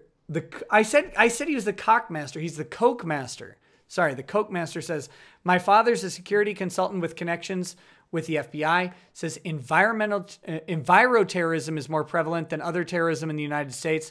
Thoughts? I have no idea. But if your dad wants to ever come on my show and talk about it, if he's able to, I would love to talk to a security consultant. Anyone with expertise outside of my own, of course. And he would have expertise far outside of mine. I would love to talk to security guys, especially non-government security guys, because their insights and information is always interesting. So if he ever wants to come on, please extend the invite. I would love to have him. Landon Mackin-James says, do you need an anime recommendation on anime? What genre do you like, Kohai? Itadakimasu. Do you need any anime recommendations? I don't know if Landon's still here. That was like an hour ago. I'd love to have any. Okay, Landon. As long as it's not Landon, if you've got any non-tentacle porn anime recommendations, drop them in the chat. Tag me in the chat, and we'll get them. We'll get them to our guest here. Mithran Emrys says, reminder, Pickering. I'll look into Pickering. Off the top of my head, I don't remember the subject of it, if you're still here, Mithran, but I'll look into it. Maybe I'll do a stream on it. I've got to do a USV Miller stream in regards to all the gun stuff going on. at some point. Bagel Goose says, within the law macaw, are you trained in bird law? I'm not specifically trained in bird law, but I'm willing to research it to resolve your issue. Keck7Go finally says, kraut is a smelly cockroach. How does this guy still hang around? Also, hi, Sasha. Where from Russia do you go on holidays? Are you still there, buddy? Yeah, I'm here. Your bitrate dropped and I didn't hear most of that. The communism of my bitrate tonight is driving me nuts. Keck7Go asks, where do you go on holiday in Russia? Oh, well, I go during the summer. And so during like the holiday season, not weekend, winter, I usually stick around. But this New Year's, we're going to Hawaii. That's a good place. Where on Hawaii? I was just in Maui. Oh, well, we're going Big Island. Oh, Kona. Kona. Okay. I've got personal opinions. There are two things on Kona that I love. Okay. The first one is at a restaurant called Three Little Pigs. It's in one of the areas near all the resorts. I don't know where you're staying, and don't tell us. Don't tell the internet where you're staying. Yeah, no. But if you're around a restaurant called Three Little Pigs, go there and order the 1 pound, the 16-ounce pork belly. It is disgustingly good. It's absolutely insane. It's a broiled pork belly. It's really terrific. And the other is at this place called TK's Noodle House. They have a tea. It's ginger lemongrass tea, and it's the sweetest, most ridiculous iced tea I've ever had. I could drink gallons of it. So that's my Kona recommendations. Everything, all vacation recommendations for me are food related. Okay. But that's it, man. That's it. Well, thank you again so much for coming on the show. I really appreciate it. I hope nothing negative happens to you as far as academically. I hope the school doesn't punish you in any sort of way, because I think what you did was necessary, and you seem to have good intentions about it. And I hope you do get an opportunity to talk to that teacher at some point and let him know that you only meant it to be a constructive discussion, not a destructive position for him. But yeah, I think that's a good note to end on. All right, man. Oh, real quick, Land Anime says, what genre do you like of anime? Anything that's not weird tentacle things. Anything that's not weird tentacle things, Land Anime. Landon Mac and James. What is he? Garrow? I think it was Garrow. Vanishing Line was one thing he recommended to me. So maybe that'd be a good one. I'm not going to keep you around for his response. He may get it in. But anyways, thanks, man, for coming on. Go get some sleep. You got school in the morning. All I got to do is wake up and take care of kids. But again, if you ever want to come on the show again, you're welcome to. So cool. Thanks, buddy. You have a good night. Don't leave yet. I'll say goodbye to you privately. Oh. Stream, goodbye.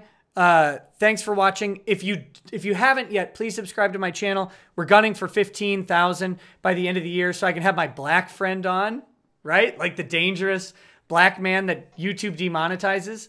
We're going to have him on at 15,000 subscribers again.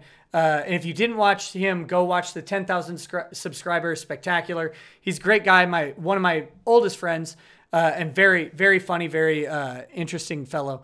Go check that video out. Come watch us at 15,000 and subscribe. Tell your friends to subscribe and all that. Thanks for joining us tonight. You guys have a good night. Landon says, Hisone to Masoten. I'm probably massacring that, but Japanese talk weird. Wait. The Coke Master. No, I talked about your Justice Chat. My bit rate probably dropped. You said your father's a security consultant with connections to the FBI. Says enviroterrorism is more prevalent than other terrorism in the United States. I don't have any specific thoughts because it's way outside of my field. Please pass the invite to your father to come on my show. I'd love to talk to him about it. Hope that helps. All right, guys. You guys have a good night. Peace. Don't do any death threats. Have a good night. Bye.